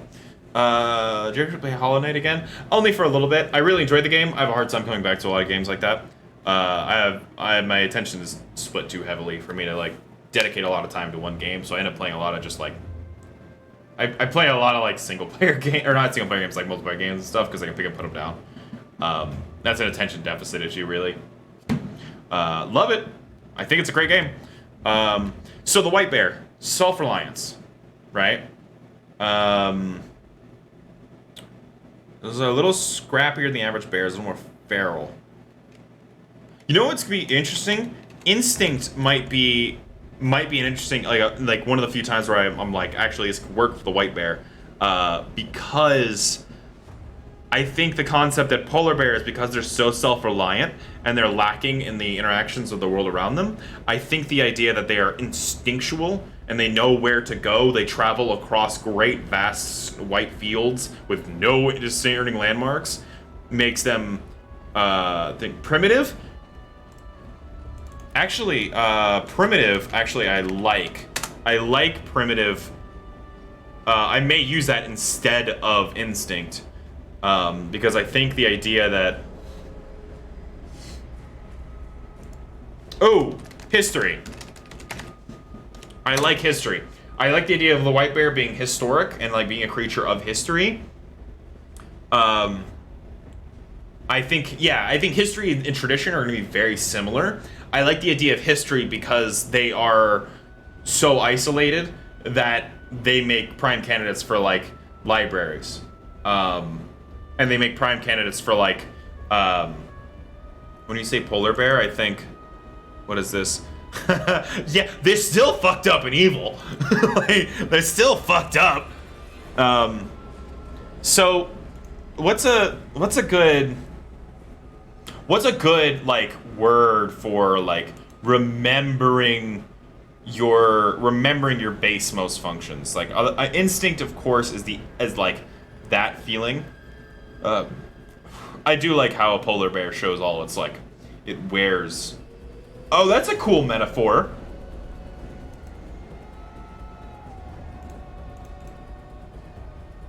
You know what? Let's keep history in the place of instinct, and the reason being is that history will history I think implies remembering how things were and acting from that permanent place. I like the idea of they wear everything on their chest like that with like the literal like the all blood shows on white fur. So maybe so what's the word for that? What's a good word to describe that metaphor of like no conflict goes unworn?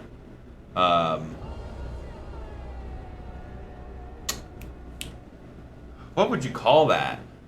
What would you call that? Demonstrative? Okay, hang on. That's a good place to start. I want to see what we can find in the demonstrative synonyms here. I like what you're saying. Like, almost like a tabard, you know? Like, what's that? Like, monumental? Monumental's not bad, actually. You know, like, almost like stained, or, rally lobby. Because I'm thinking... In this instance, the polar bears I think would be a great execution of like in its practical like humans adopting underneath the like of clan white bear. They would be a great representation of like people who live by the old text. They're the Old Testament. I don't want to use the word testament. The only reason why I don't want to use testament or testimonial. Hang on, we're getting somewhere here. I'm liking where you guys are at right now. Hang on. Biblical. Let's see if we can find a biblical synonym. No. Damn it, that's the wrong word for it. Testament synonym. Demonstrative again. Makes sense. Tribute? No, that's not quite right. What is the act of like heraldry? Faith? Faith is pretty interesting. Faith is interesting. A god having faith? You know, like there will be a sea at the end of this travel. I think that's an interesting way of handling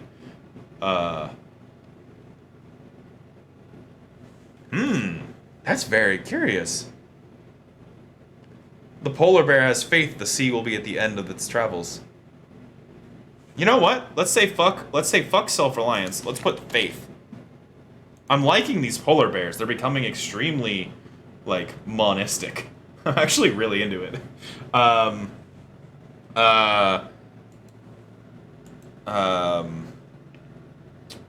And, okay, so, to wear something upon one's sleeve. To wear heart on one's, on sleeve. Synonym? Can I just look it up like that? Expression? Let's look up expression. Utterance. Pronouncement, declaration, articulation, proclamation, announcement, look, testimony, confession, acknowledgement. Ooh, acknowledgement. I like acknowledgement, actually.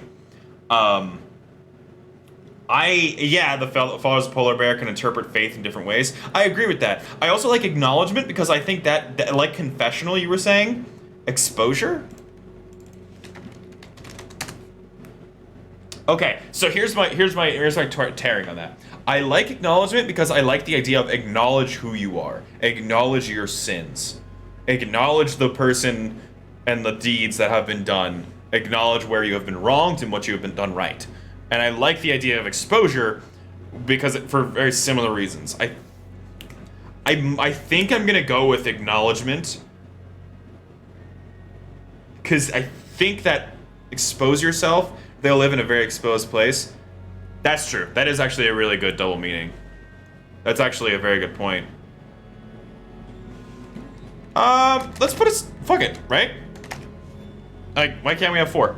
I'm the only one who created the rules here. Fuck this. I'll put 4. This is an interesting. I didn't expect the polar bears to be as dynamic as we actually ended up making them, but I'm really into that. I think that that's an interesting dichotomy to the brown bear, to the black bear. You know, the bear clan as it normally is.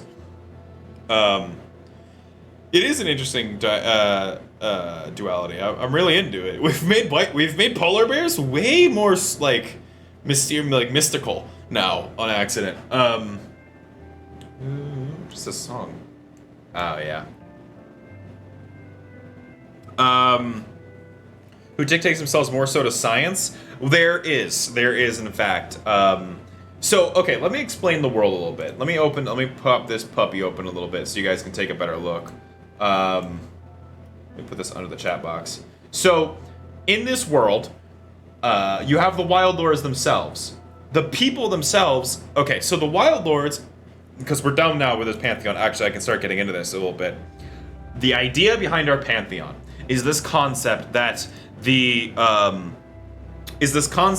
world, originally in the Beastlands, there was this hierarchy of these creatures. In the process, the Wild Lords were met with gained sentience, and much in the way that we humans have, they learned that there was that as they became gods themselves, imbued with the very magic of the Beastlands and thousands and thousands and thousands and thousands eons worth of time and wisdom, and they ascended from being like primals to like primordial creatures to like gods, and achieving that ability through like age and wisdom. In that process, they learned that the only actual shoot me a wait, what the fuck? Why is that not my chat on my screen and my chat on the thing are not lined up? That's super weird. I'll just pull up. Send me the album. But anyhow, my chat keeps disconnecting on Streamlabs, even though my stream is fine.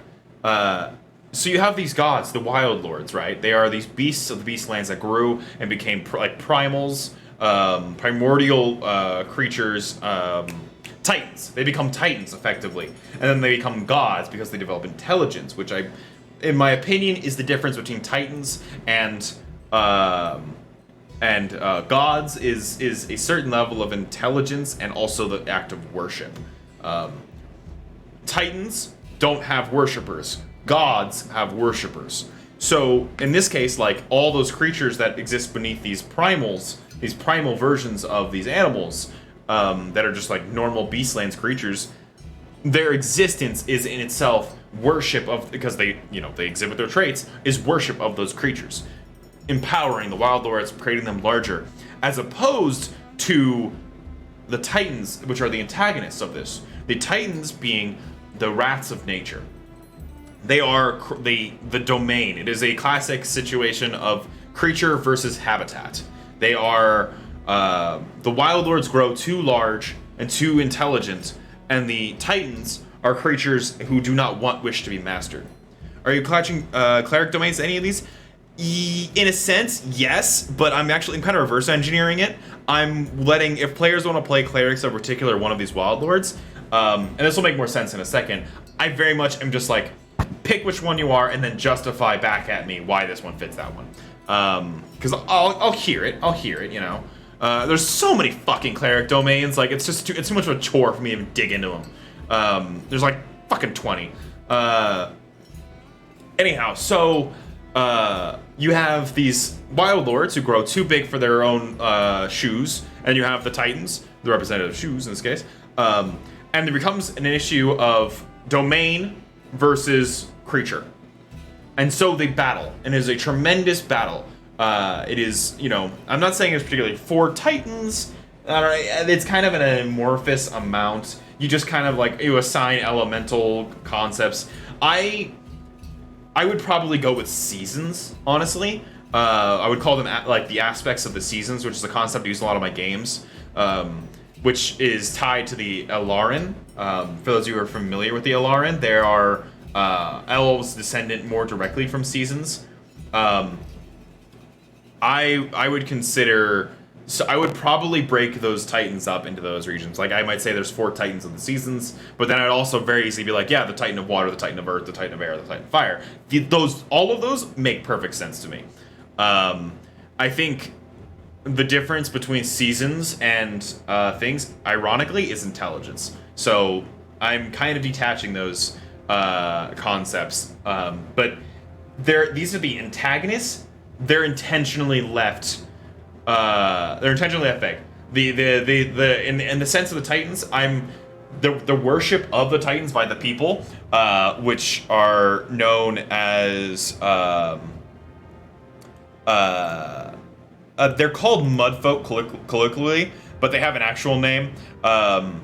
They are sort of like they draw more upon like more traditional values and like rejection of society, and they're comprised of many different kinds of people. They have an actual name. I only have Mudfolk written there because my DM sheet is updated, but the one I pulled this from wasn't, so I hadn't decided on what their name would be, but they're, as you'd expect, elves. Regardless, so you have this battle, right? You have a battle between the great aspects of the seasons, the creatures of the elemental planes, the grand infernus, the very floods itself, wind on the mountains. What if the fuck, and the mountains themselves, I guess, actually, now I think about it, the wind and the mountains. And you have this grand titanic fight, very mystical, very conceptual, and it sort of becomes like a war. This is the outline. We haven't created the mythos story yet. I'm actually, that's one of the intentions of the stream is I want to get into is like dig into the mythos of the story as to why this happens, or what is the people's explanation of the mythos of what happened. I don't really want to, I want to write it from the perspective of the people looking up, because I feel like it'd be too real and weird if you wrote it down. If you play Tomb of Annihilation, fantastic way to view it. In Tomb of Annihilation, they have a lot of breakdowns in Tomb of Annihilation about like why this god did this, and what this god's reasoning was, and why this god hates this one, and their creation stories are very different. Moving past that, so you have this grand fight, and between the two, and their fight is so climactic that since both the creatures and the very grounds, the very like habitat itself are fighting, there is no room left for anything else, and they tear through the realms. In the process of tearing through the realms, they tear through the Beastlands towards the mortal planes, crashing through Jotunheim.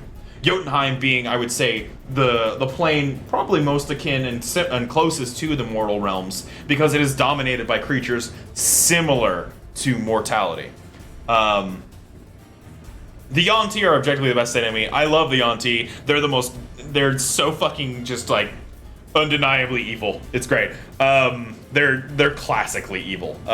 Just such fuckers. But yeah, so you have the Wild Lords and the aspects of the seasons and the elemental rages, and they all tear themselves through the Beastlands, through the through the very fabric of the Feywilds, the ground itself, come through Jotunheim, and they tear through Jotunheim, the land of giants. It's for those of you who are not familiar. And then once they tear through the land of giants, they tear through that as well in their grand cataclysmic fighting, and they instead tear through the material realm. Where, if you look here on this map I provided, which actually I'll pull up this one, you can see a lot better. Let me hide this for a second. You have this thing called the Mammoth Gate here. The Mammoth Gate is, here's the map as large so you all can see it. This is my players use as their map. The Mammoth Gate comes from a mountain range, which did I write? I don't know if I wrote it down or not. Honestly, I have to go back and check. There's no name for that mountain range. The Mammoth Gate itself is essentially this hole where the animal lords and the thank you for the hydrate. Tore through Jotunheim out and basically spilled forth from the mountains onto this land, which is called Lumenheim. Lumenheim is obviously what it was called after the humans evolved. Now, from there, these gods, as they spilled forth, the nature gods became the earth. They became the snow. They became the very fabric of the world and the material. In their origin story, their creation myth, they essentially turned this world, or at least this section of the planet, into this continent, into what it is now. They spilled forth, flooding the land, creating the nature, creating the habitats, and all the regions therein. The aspects of the seasons were gifted upon the mortal plane. This, of course, in a material realm where there's so many different gods of various things, it's very hard to tell what actually is the creation mythos. This is the people's perspective. They would believe that is where it came from. Even if it's not, like, technically true, one could very easily say, yeah, maybe for this region. Who knows? I don't really care. It's D&D. I like a certain level of like interpretation of mythos between the various people of the planet. So as they spilled forth, then the Wild Lords arrived at the same time, seeing the elemental rages converted from their great mystical beings down into becoming the very fabric. They found themselves stranded, unable to return through Jotunheim because of the enraged giants of Jotunheim having had their lands crashed through in their grand fighting. And so the Wild Lords, observing this realm of man, elves, dwarf, in this case, in this ancient times, in this mythos story, only the elves really existed. Though they do not acknowledge it, that is where you get the mud folk from. They are the original elves who were so old and worshipped the aspects of the seasons because of the Eladrin. They are the original folk. These animal Wild Lords spill in, and the Wild Lords, seeing that they can no longer return, must instead adapt. And seeing that this is no realm and cut from the Beastlands and unable to adapt to them without their like flow of mysticism, or their like flow of arcane energy, essentially the mana, if you will, coming from the innate Feywilds adjacent Beastlands, they instead adapt in the only way they can. And the first men descend from animals. The mammoth become people.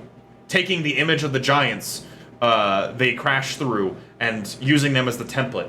The wolves become, every other creatures begin to adapt and evolve up into humans. And they become the first men. The first families, the first people.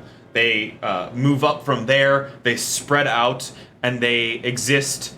The mammoths mark the land where there is the tearing from Jotunheim into the material realm, and the rest of them go free to find and hunt and learn what this new land was, to claim sections of it for themselves, as all gods are wont to do in their various realms. So ends the creation mythos, really, the creation story, and so begins the eras of man, and an era that is predominantly, I don't think I have a name, I might have a name for it, I just don't remember off the top of my head, that is like the man versus giants war, where the giants from Jotunheim now are been allowed to walk through the hole and now entered into this plane, and so begins the mammoths having to unite the various wild lords, adapt the methods of man to fight the giants back, and seal the Mammoth Gate, which is eventually the Mammoth Gate goes up to seal the hole to Jotunheim. That's the whole thing. That's our creation mythos as a whole. That is essentially the basis. What we need to do is we need to take our gods and we need to figure out what was the sequence of events, the intelligence implied, the stories man would tell each other that explains what the fuck happened. How did we get here? Why is it that the mammoths and the bears and the wolves fought against the nature itself? How did these creatures who developed intelligence and not society per se, adapt society? How did they learn? What provoked these things?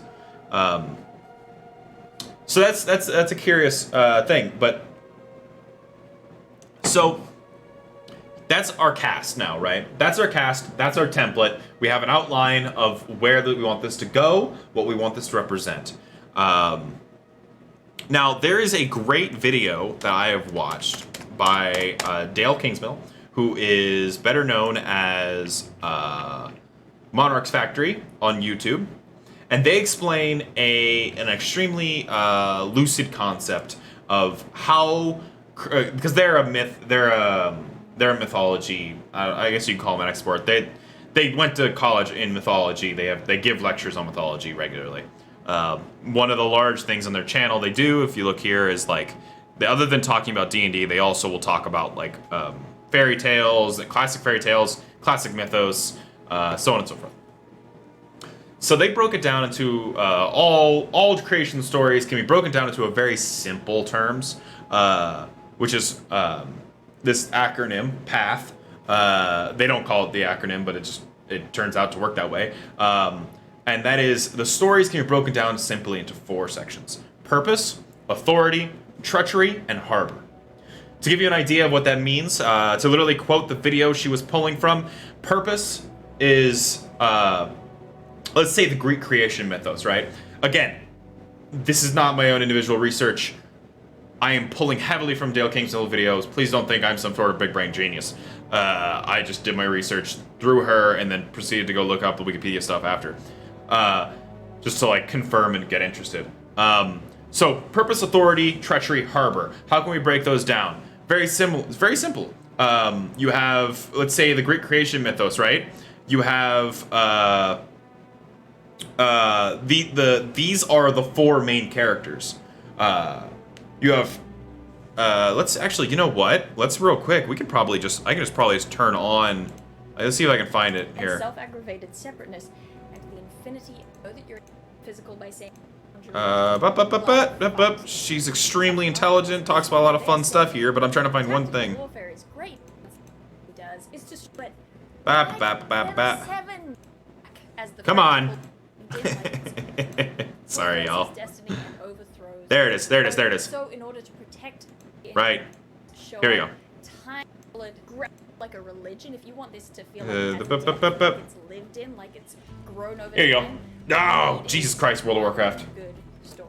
All the Here you extra gods, all the little myths and the story are 4 major characters. Alright, we're gonna watch this for a second. Harbor, purpose, and treachery. These 4 archetypes show up time and time again in different combinations in different outlooks across so many mythologies all around the world, all at different times. Let's look at some examples. Greek mythology, a core story in which we transition from Titan rule to the rule of the Olympian gods. It has been prophesied that Cronus, current ruler of all, will be overthrown by one of his offspring. And so every time his wife Rhea gives birth, he swallows the child whole. Rhea can no longer stand seeing her children devoured, and so in order to protect her youngest child, Zeus, she gives Kronos a swaddled bundle of rocks in place of the baby god. Zeus grows up, fulfills his destiny, and overthrows Cronus. A great big war, the Titanomachia, happens, at the end of which humanity is created by Prometheus, one of the Titans who sided with Zeus. Zeus proclaims that humanity shall not have any fire, and so Prometheus goes behind Zeus's back and steals fire from the sun on Olympus, and he gives it to humanity and is punished for eternity. Well, ish. There's a thing that happens with Heracles. Don't even worry about it. Authority,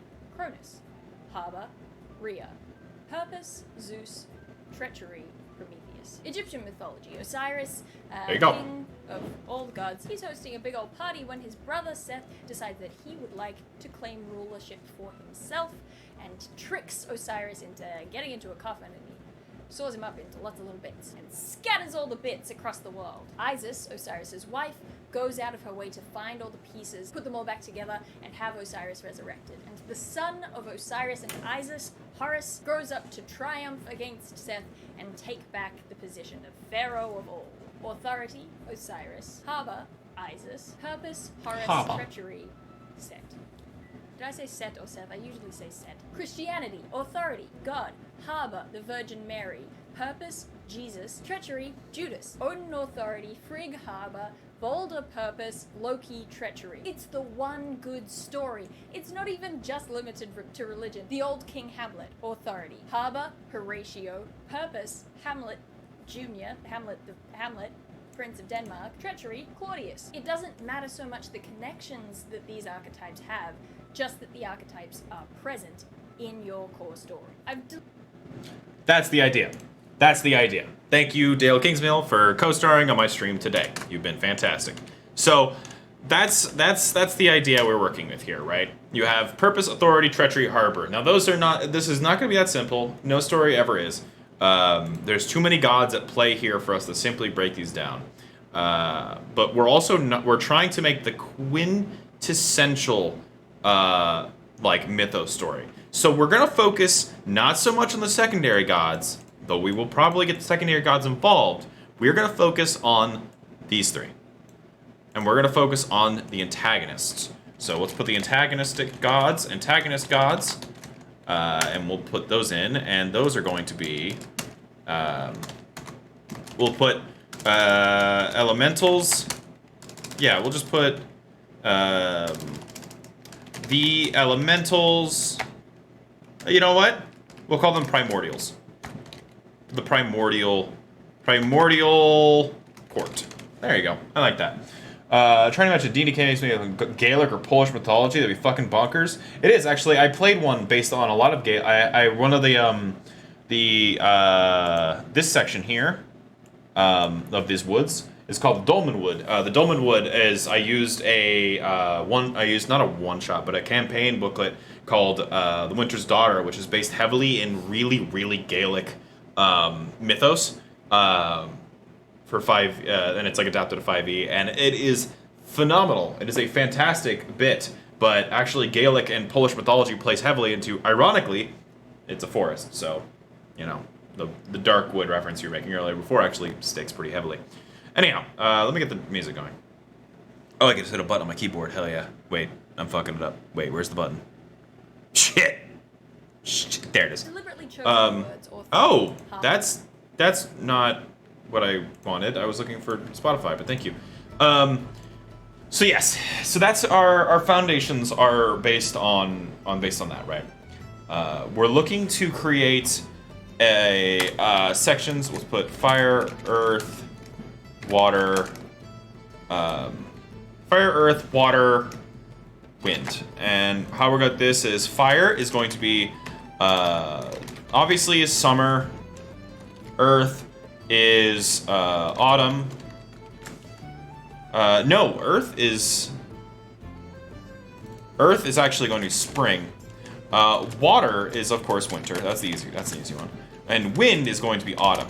And the reason for that is because the autumnal winds is a much more commonly associated thing than, say, like Earth. I'm saying spring because Earth, the plants come from the Earth.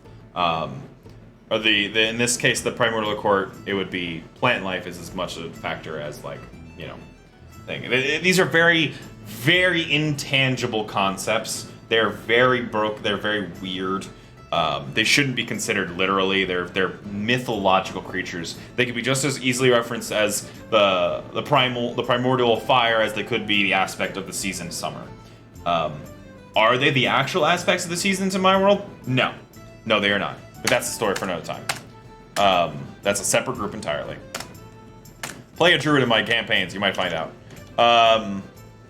So now we have our antagonist gods. So now we have to assign traits. This is where we start putting in some fucking traits, right? Earth, new growth. Define. Is that it? Wait, hang on. Is that a book title? Fury. This is where we can start getting emotional about it. That fury we were talking about, this is where we start breaking in, like, what is the aspects of fire? Fury, destruction, rebirth. Earth,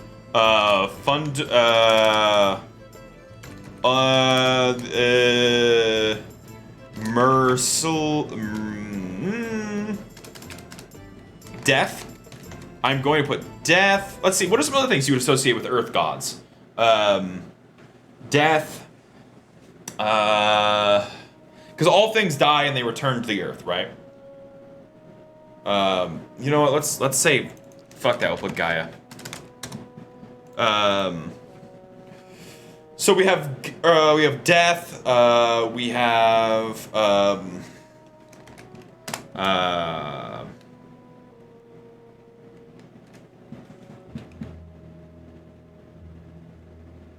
I don't know. What do you guys think? Give me some words. What do you guys associate with those things? Let's see. Winter, of course, is silence. It's going to be. Well, we have rebirth already. Interesting. I put life instead of rebirth for fire. Because I like the dichotomy of the earth and fire being life and death. I don't want to put rebirth, even though I just did. I've actually decided I don't want to put rebirth because I believe I will put growth though. I like where your head was at for growth. I like the idea that life is not inherently in the plants. I like the idea of the cindering of fire and like the very essence of fire is kind of like life. You have to say kill the fire, you know? Or people say kill the fire. So let's say death, growth, and unmoving. Unmoving? What's a good synonym for unmoving? Unwavering. Stillness. Let's go with maybe stillness. No, because that's too much into winter. What's a good word for, like, you know, like the mountain does not move? What do you call that?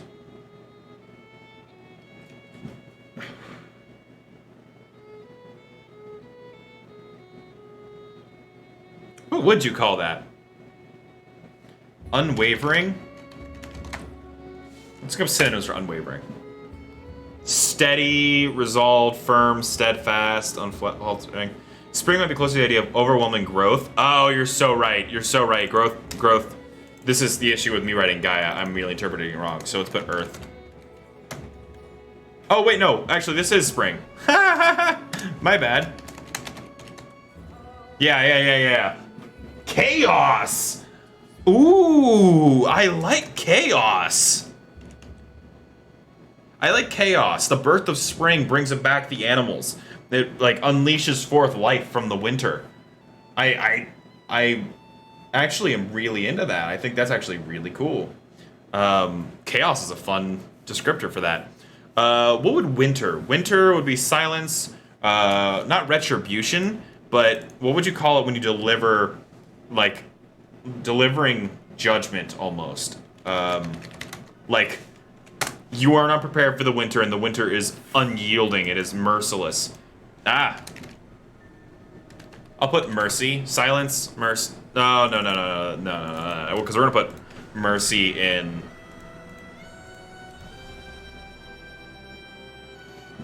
Yeah, we'll put. Okay, here's a concept. Here's an interesting concept. I'm calling Autumn the god of mercy in this case because I'm liking the idea that Autumn exists as the thing that holds you back from going. It's the warnings. It is the warnings against winter. Winter is coming. Autumn is here. It is here to warn you that when winter comes, it will not. It will be completely merciless. It will kill you if you are not prepared.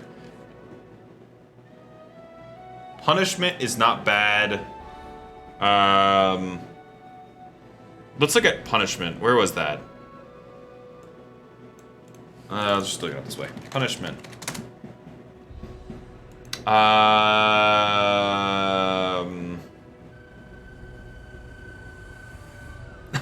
Just fuck around and find out. Fuck around, I'm gonna call my dad. I'm gonna get my mom in here and she gonna fuck you up. Vengeance. Vengeance is not bad. I like vengeance. Vengeance is pretty close to what I'm looking for, but it's not quite right. I'm trying to make these.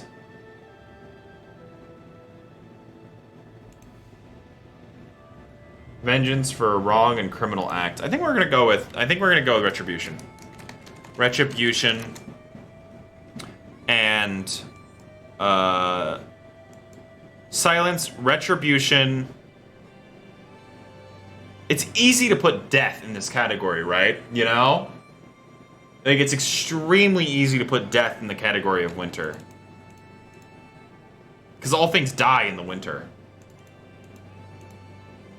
But I also... we have judgment written on the here before. We're trying not to stack up synonyms.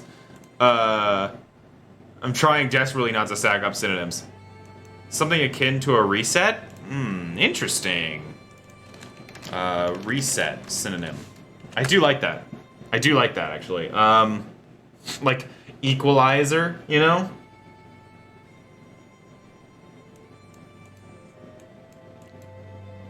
Vigorous.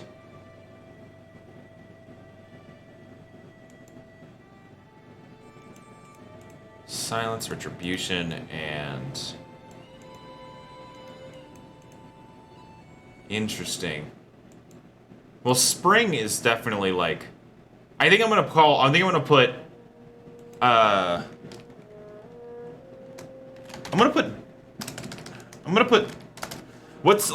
What's a term you would use for, like, doing your duty even though you don't necessarily want to? Right? Like, there's gotta be a term for that. Let me put duty synonym. Like, even if winter, this god of death, does not particularly want to kill you, it will kill you. Obligation. Commitment, obedience, allegiance, loyalty, responsibility. These are not bad. We're getting there. Onus? I don't know what that means. Onus is fun. Inevitability. Now that's what I'm talking about. Inevitability. Now that's, yes, good fucking word. Vigorous, what? Vigorous for which thing are you trying to attach vigorous to?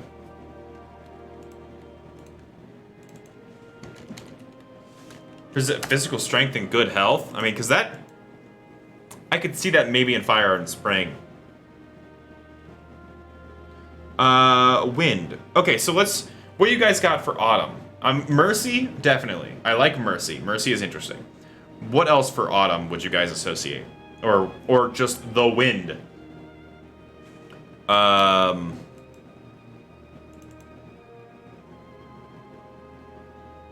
The wind pushes things forward, you know? What?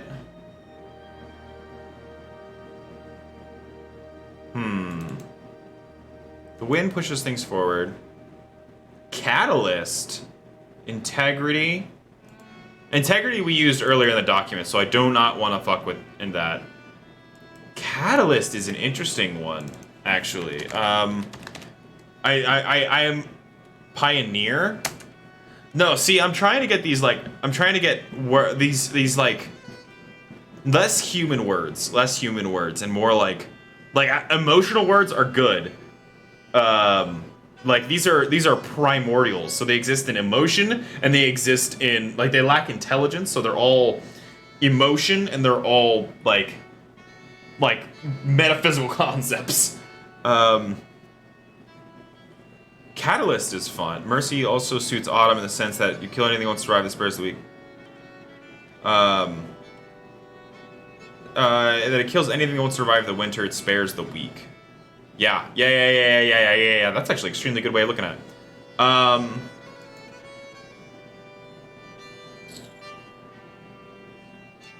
Why not change? Autumn is the existence of change. It is the thing that allows the transition of change. It is a bridge, so to speak. It is the. So I like. Oh, it's mercy, change. What's something that makes it? What's something more threatening to throw on there, though? Right? Like what's a threatening aspect of autumn? Meditation. That's not bad. That's not bad at all. What would you consider like a? I like meditation. Because it plays into the mercy or like the stillness, but I also think winter is too close to meditation because winter is silence. Oh, did you write mediation? Oh, that's way. Oh man, mediation is way. I misread that completely.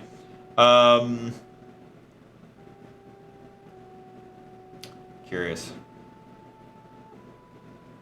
Curious.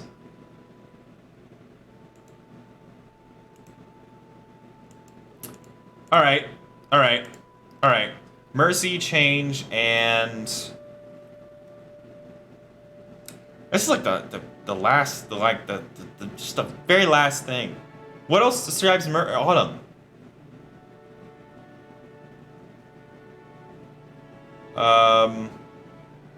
Preparation. Preparation is interesting. Preparation implies intelligence, though, which I don't want to do. I want to go with words that are more emotional than intelligent. I like where your head's at with preparation, though. All animals prepare for winter. What about instinct, then? If all animals see autumn coming and they use it to prepare for winter, would instinct not suit that? Like, that's an interesting animal. That's an animal trait, interestingly enough, to throw on there. Let me look up a synonym of instinct. Instinct synonym.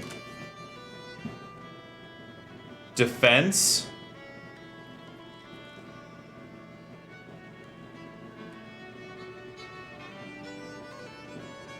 What would you call, like, preemptive,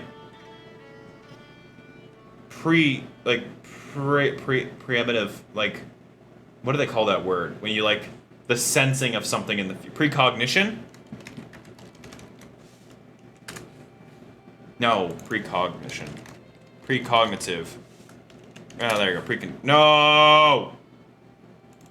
Precognitive.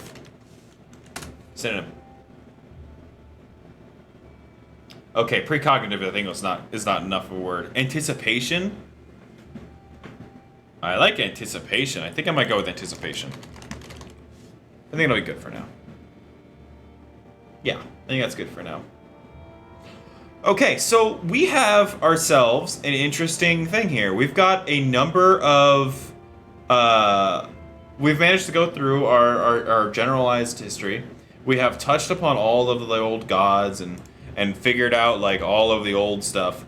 I think we're good. I think this is I'm gonna pull it for the end of tonight, and I think maybe not tomorrow per se, because tomorrow ironically I have to play D&D. But I think next time I stream or do this in particular, we're gonna work out the story of what is the people's views of these animals.